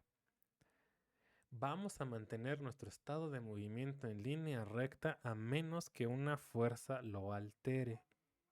Eso no sé quién está teniendo déjà vu en este momento, pero ¿no eso suena a la definición que nos dijo Newton de un sistema libre de fuerzas? No, un cuerpo libre de fuerzas es tal que va a mantener su trayectoria en línea recta a menos que una fuerza lo altere. ¿No estamos concluyendo que el movimiento en caída libre debe ser libre de fuerzas entonces? ¿Qué pasó ahí? Ay, de nuevo, no invocamos nada raro. El movimiento en caída libre está libre de fuerzas.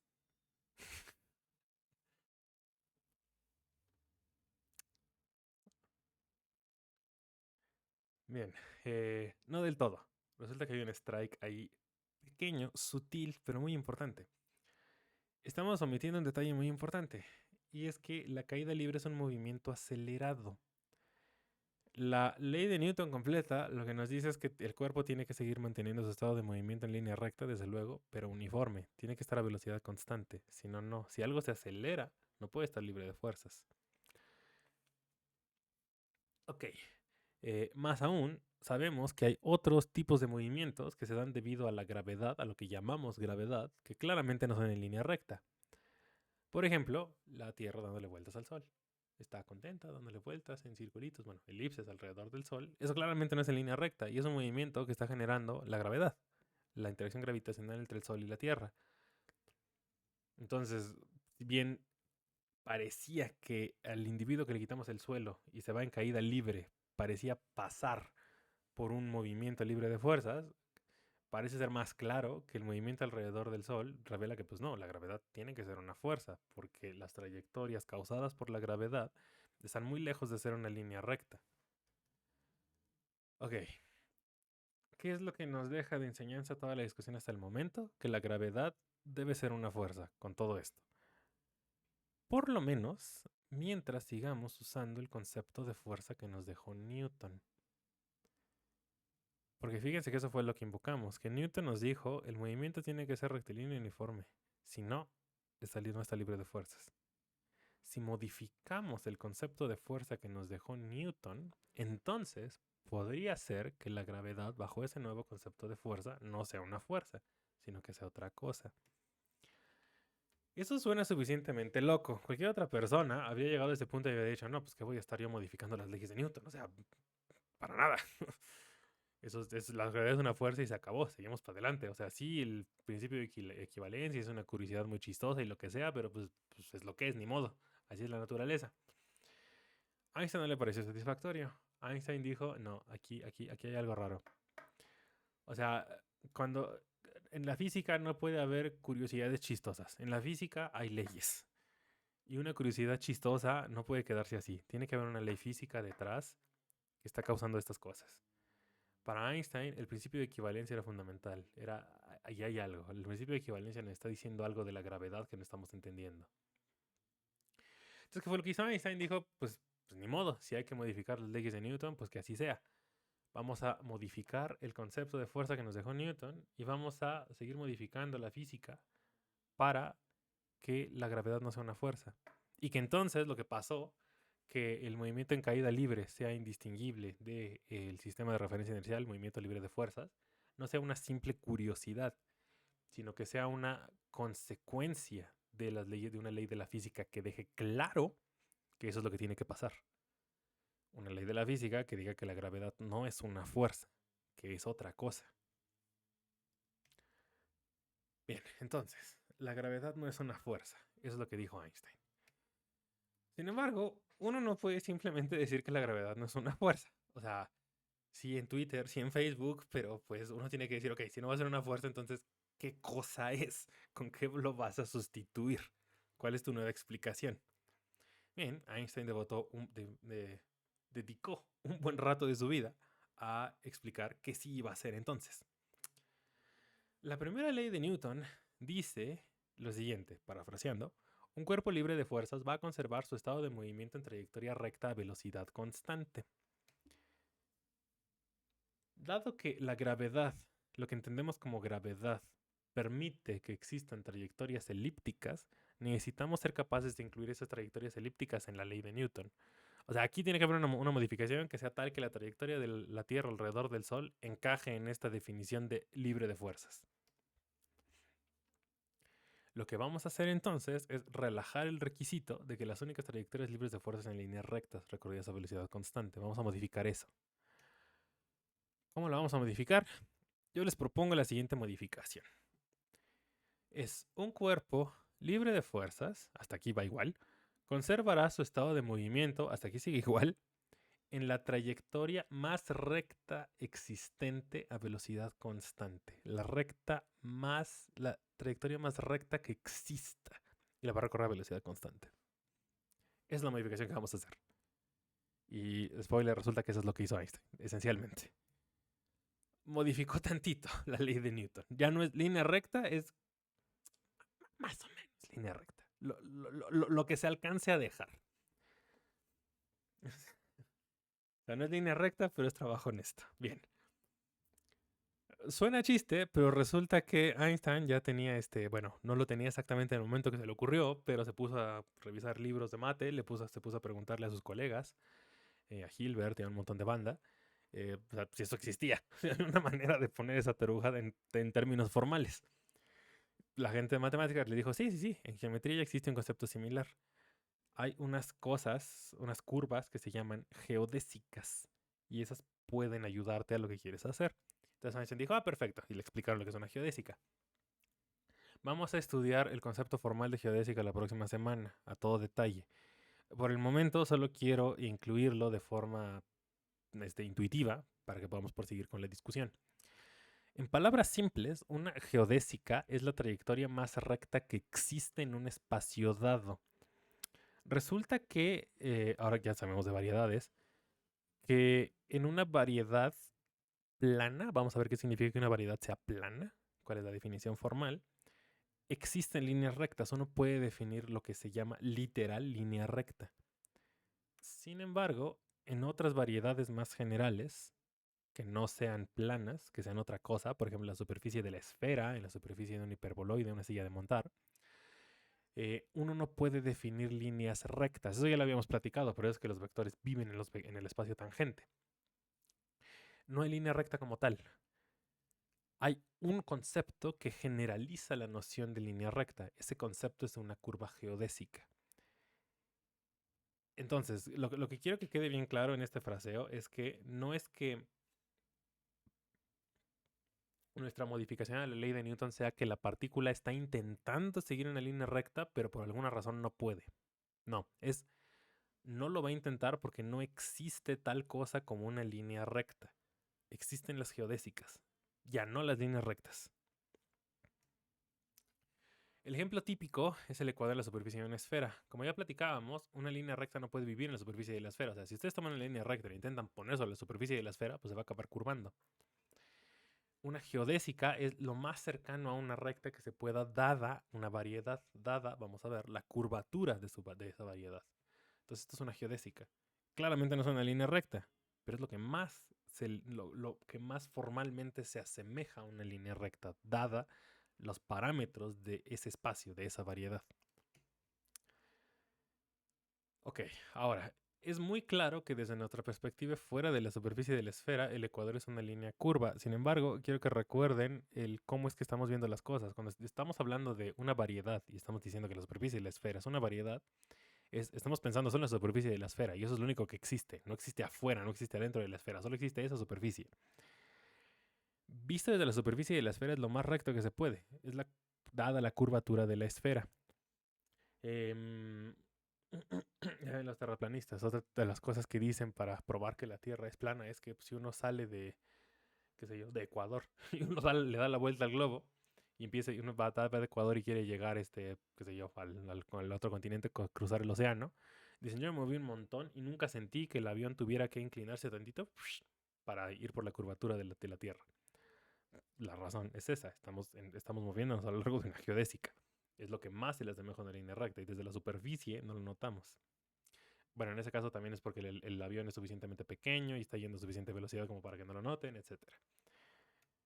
Pero bueno, ok, entonces, oración que quiero que tengan en mente es la curvatura de un espacio o de la variedad determina cuáles curvas son o no son geodésicas.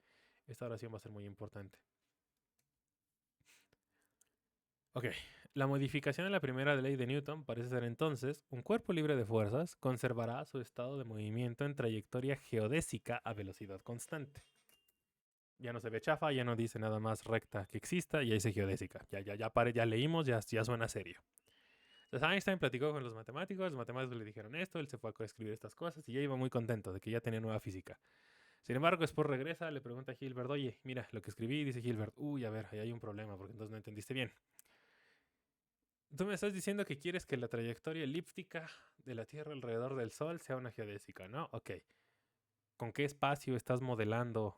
¿Qué variedad estás modelando tu espacio? Dice Einstein, bueno, pues R3, claramente, ¿no? O sea, siempre hacemos eso. Cuando resolvemos un problema de matemática, ¿qué es? R3. Perfecto, ok. Pues resulta que en R3 es una variedad tal que las geodésicas no son elipses.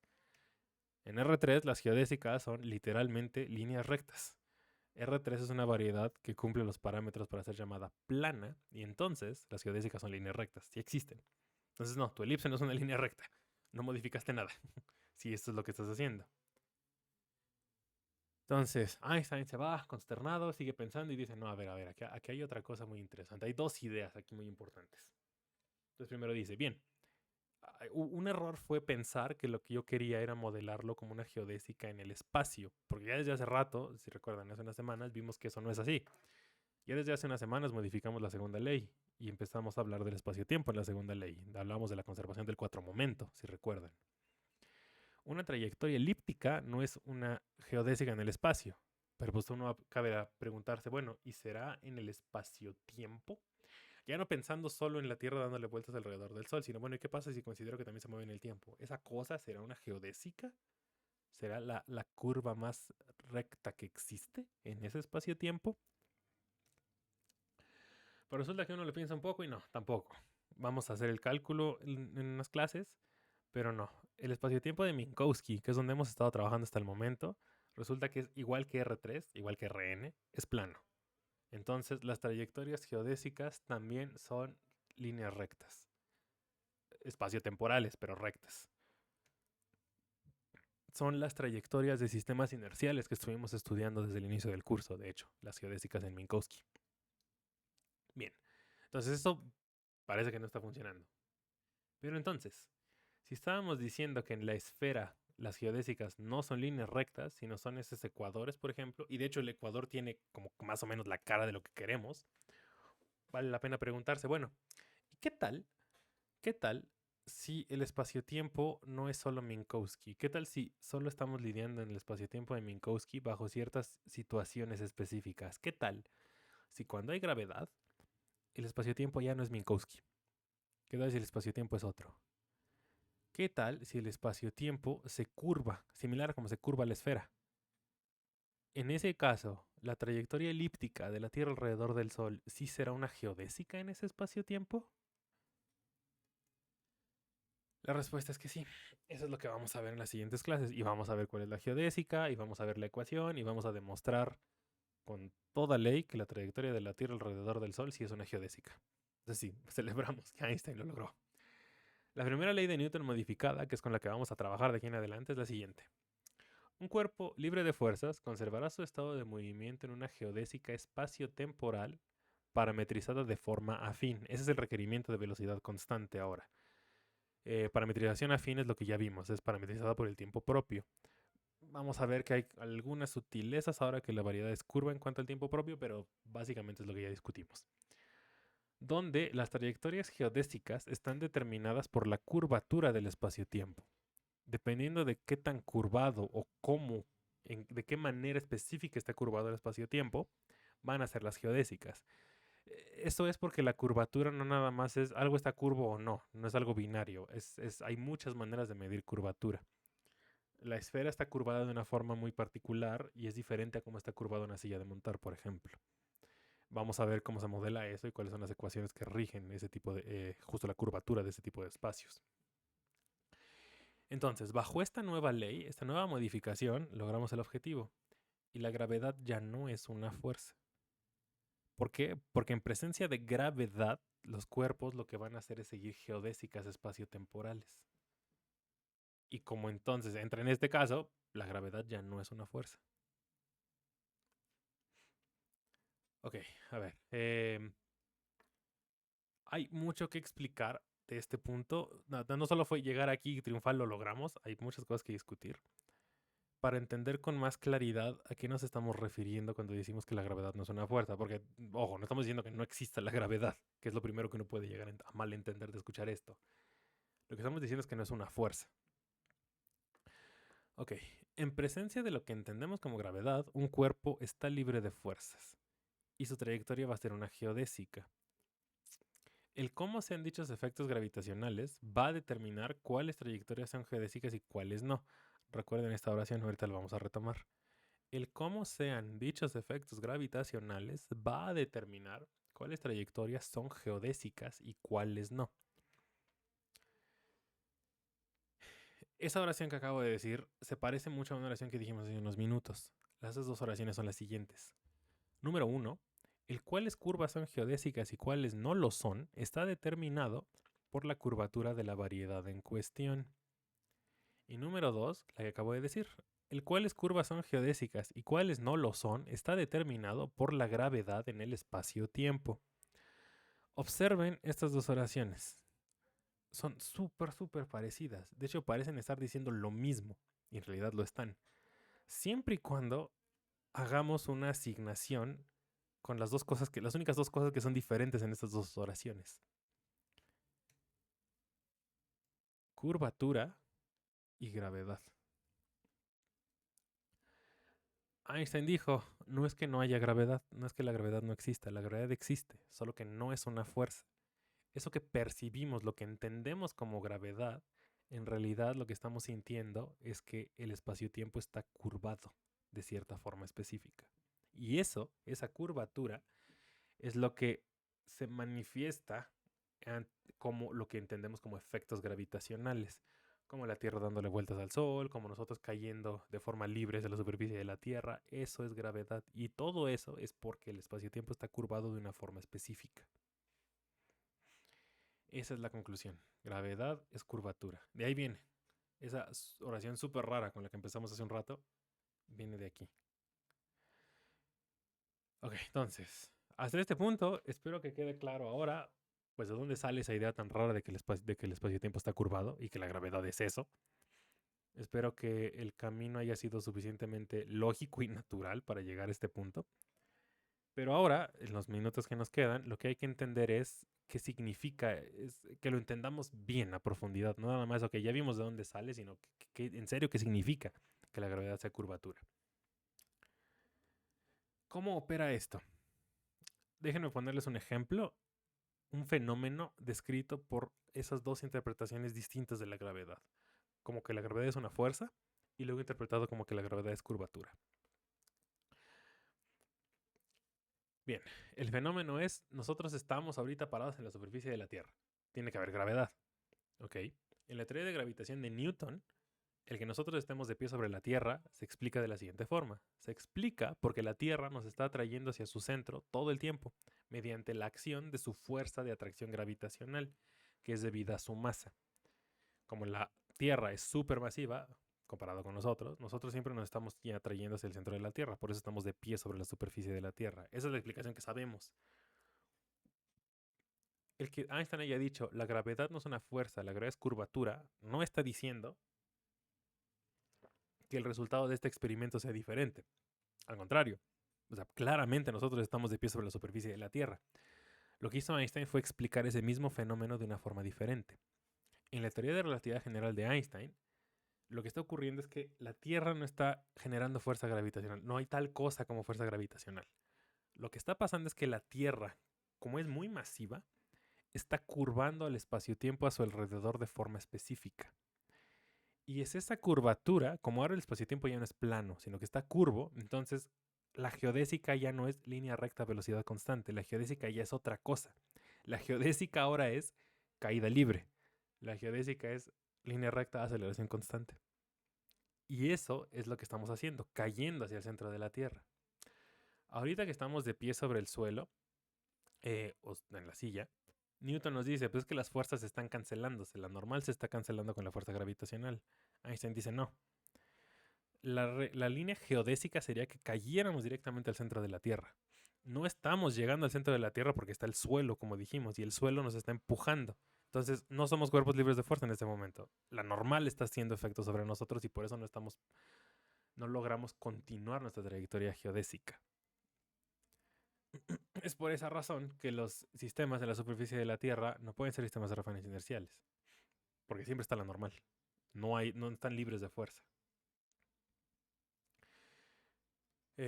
Entonces, lo que quería hacer énfasis con esto es el mismo fenómeno explicado por dos teorías diferentes. Eso pasa muy seguido en la física. Cuando en la física llega a haber una nueva teoría, uno puede llegar a pensar que pues ya todo es diferente, ya hay que entender todo de forma distinta y que a lo mejor todas las predicciones son diferentes. Y no es así. Dos teorías diferentes pueden explicar un mismo fenómeno de formas distintas. Si las teorías son equivalentes, lo van a explicar todo igual y van a predecir lo mismo. Si las teorías no son equivalentes, no van a predecir lo mismo. Va a haber escenarios en que van a predecir cosas diferentes y entonces es cuando vamos a poder determinar cuál de las dos teorías está describiendo mejor el universo en el que vivimos. De hecho, justo ese es el caso en estas dos. La teoría de relatividad general y la teoría de gravitación no son exactamente equivalentes, predicen cosas distintas en algunos casos. Y es gracias a esas predicciones distintas que hemos podido corroborar que la relatividad general describe mejor a nuestro universo que la teoría de gravitación de Newton. Y que pensar que el espacio-tiempo está curvado y que eso es gravedad es más apropiado que pensar que la gravedad sea una fuerza. Entonces, antes de proceder, hay que aclarar dos puntos importantes que son punto común de confusión cuando uno está tratando de entender esto de que el espacio-tiempo está curvado.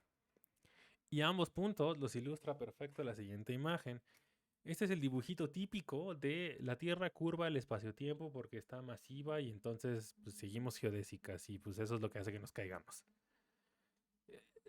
El dibujito está bien para medio entender por encimita esta noción de que el espacio-tiempo se curva. Entonces uno ve la imagen o uno va a una exposición y entonces le ponen una sábana y ponen la pelota encima de la sábana. Y dice, miren cómo la sábana se está doblando porque la Tierra está ahí. Y si ponemos otra pelotita, vean cómo claramente la pelotita va hacia la Tierra. Y todo el mundo hace cara de, wow, sí, gravedad. De nuevo, eso está bien como para hacer primer acercamiento, pero ya es que lo estamos estudiando en serio, es muy importante entender que esta imagen está mal. Bueno, quizá mal es demasiado estricto. Es muy inexacta en muchas cosas. Punto número 1. El espacio-tiempo completo se curva. No solo el espacio, como podría dar a entender la imagen. Aquí pareciera que como que el espacio es lo que se está curvando, porque solo estamos viendo el espacio, no estamos viendo la Tierra a todo tiempo.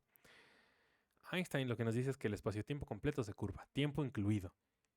El tiempo también se curva. Es fácil imaginar que el espacio se curve, de alguna forma en nuestra cabeza lo pensamos, vemos pelotas, vemos cosas que están curvas todo el tiempo, pero que el tiempo se curve es muy raro. Y eso también es cierto. El tiempo se curva y eso es medible. Vamos a ver en unas clases, cuando estemos estudiando agujeros negros, vamos a ver que el campo gravitacional de un agujero negro, la curvatura que genera un agujero negro, es tal que genera un efecto muy parecido a la dilatación temporal, pero es de naturaleza diferente. En el caso que vimos, lo que ocurría era que estábamos observando cómo transcurría el tiempo respecto a diversos sistemas de referencia inerciales que se estaban moviendo el uno respecto al otro. En este caso vamos a ver que dos sistemas que están en reposo uno respecto al otro, miden tiempos diferentes solo porque la gravedad que están sintiendo es diferente. Eso es la forma en la que medimos cómo el tiempo se curva. Y de hecho el ejemplo que vamos a ver es exactamente esto. ¿Han visto el meme de Interestelar de esta maniobrita nos va a costar 30 años o algo así? Si lo han visto, eso es el tiempo curvándose. Ese meme ilustra el tiempo se curva. Entonces, bueno, el error de la figura, como les decía, es que da la impresión de que solo el espacio se está curvando y eso no es cierto. Número 2, la figura está ilustrando el concepto incorrecto de curvatura al que está relacionada a la gravedad. Vamos a discutir eso con más calma en las siguientes sesiones, pero la idea es que hay dos tipos de curvatura. Uno es la curvatura extrínseca, que es la curvatura que tiene un espacio por estar encajado en otra dimensionalidad mayor. Parecido a como visualizamos la esfera o el cilindro, que siempre los pensamos que los estamos viendo desde R3, a pesar de que en realidad la variedad que nos interesa es dos-dimensional. Y el otro tipo de curvatura es la curvatura intrínseca. Curvatura intrínseca es aquella que tiene un espacio por sí mismo, sin necesidad de estar encajado en un espacio de dimensionalidad mayor. Entonces, vamos a ver la noción con toda calma la próxima clase, pero por ahorita déjenme ponerles un dibujo rápido. Imaginen que tenemos una hoja de papel plana, perfectamente plana. La curvatura intrínseca de la hoja de papel plana, de ese plano, es igual a 0. Vamos a poder hacer el cálculo después. Ahorita déjenme decirles que hay un número que podemos calcular, que le llamamos el escalar de curvatura de Ricci, que me dice que esta cosa es plana, es igual a 0 su curvatura intrínseca.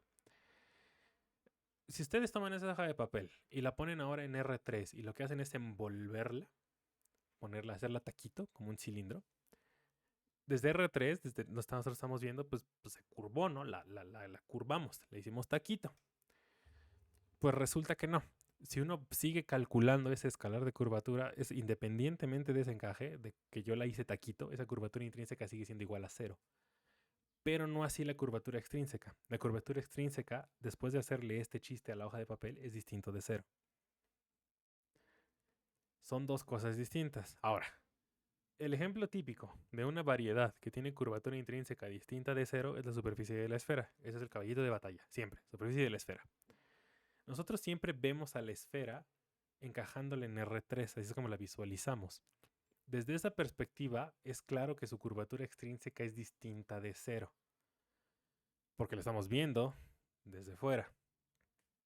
Pero, ¿cómo determinamos su curvatura intrínseca? Según les dije ahorita en el ejemplo del cilindro, hay una manera de calcular que la curvatura intrínseca del cilindro sigue siendo 0. Hay una manera de calcular que la curvatura intrínseca de la esfera es distinta de 0 siempre. La pregunta es ¿cómo es eso? Esa medición tiene que hacerse, o ese cálculo, tiene que hacerse desde solo la superficie de la esfera. No tiene que depender de que la estemos viendo de fuera. Resulta que todo eso es un rollo y es justo lo que nos va a tomar las siguientes clases. Todas las siguientes clases, antes de que podamos entrar a las ecuaciones de Einstein, van a estar dedicadas únicamente a entender eso. A entender cómo se calcula esto de la curvatura intrínseca. ¿Qué es eso geométricamente y cómo se calcula? Todas las siguientes clases vamos a estar discutiendo de esto.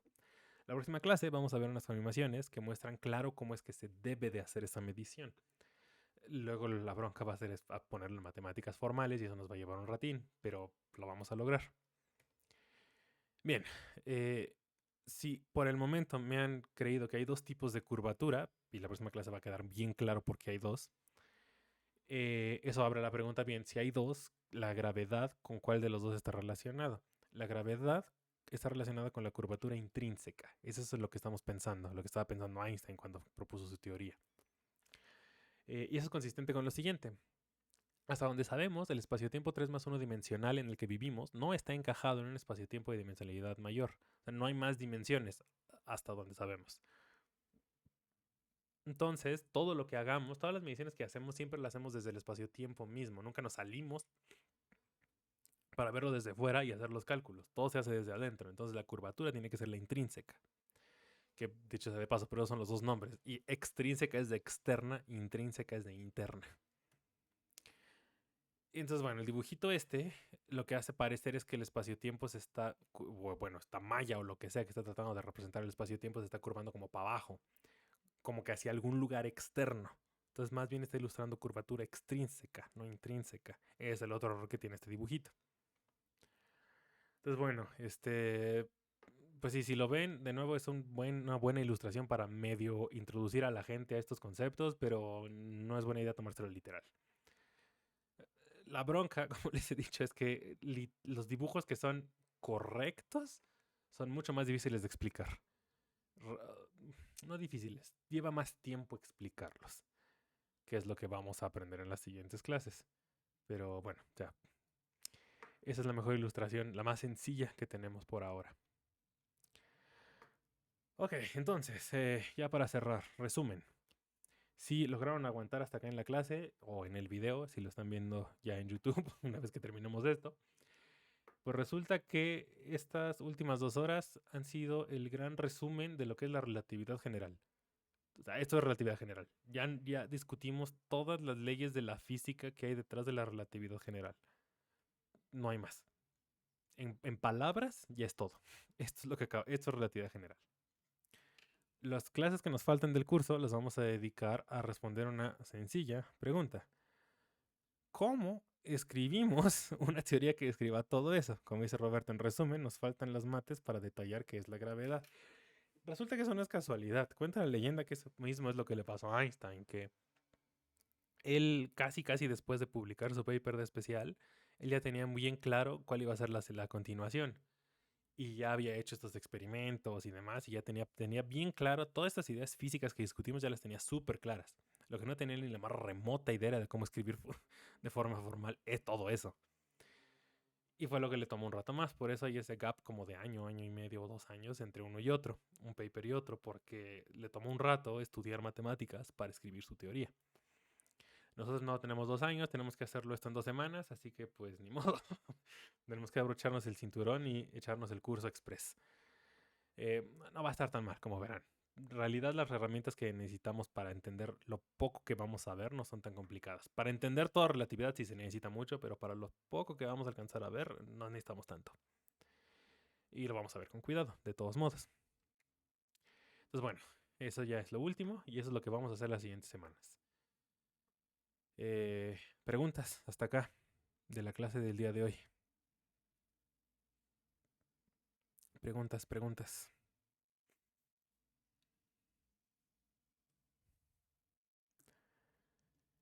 Déjenme dejar de compartir.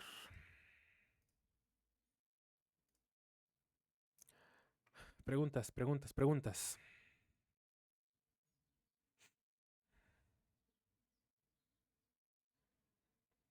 Veo preguntas.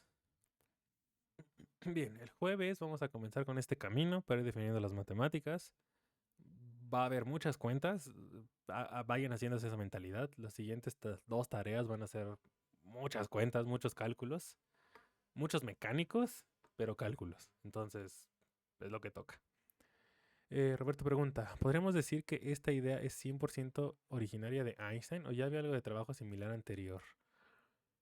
No estoy 100% seguro. Me parece que no, que sí es 100%. Esta idea de pensar en elevar el principio de equivalencia como principio de la naturaleza.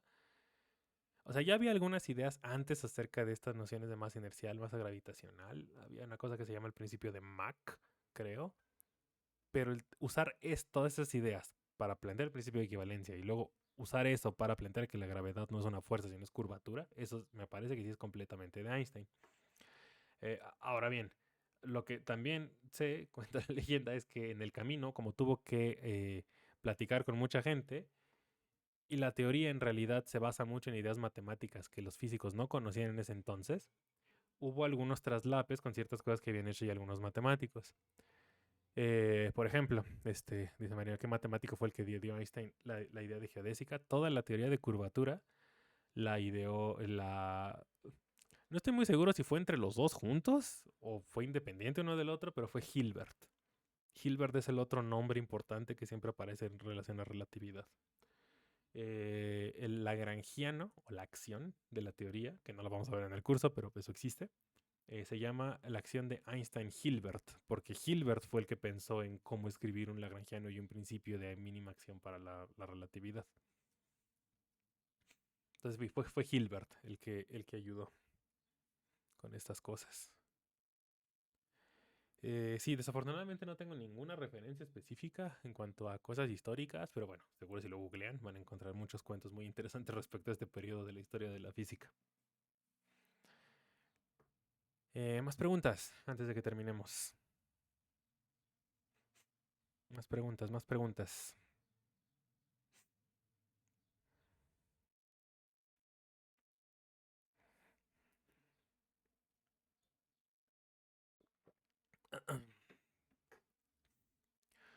Bueno, pues si no hay más preguntas, entonces nos vemos el jueves. Va a tener que ser igual aquí por Meet, pero bueno, nos vemos a la misma hora y continuamos con el curso.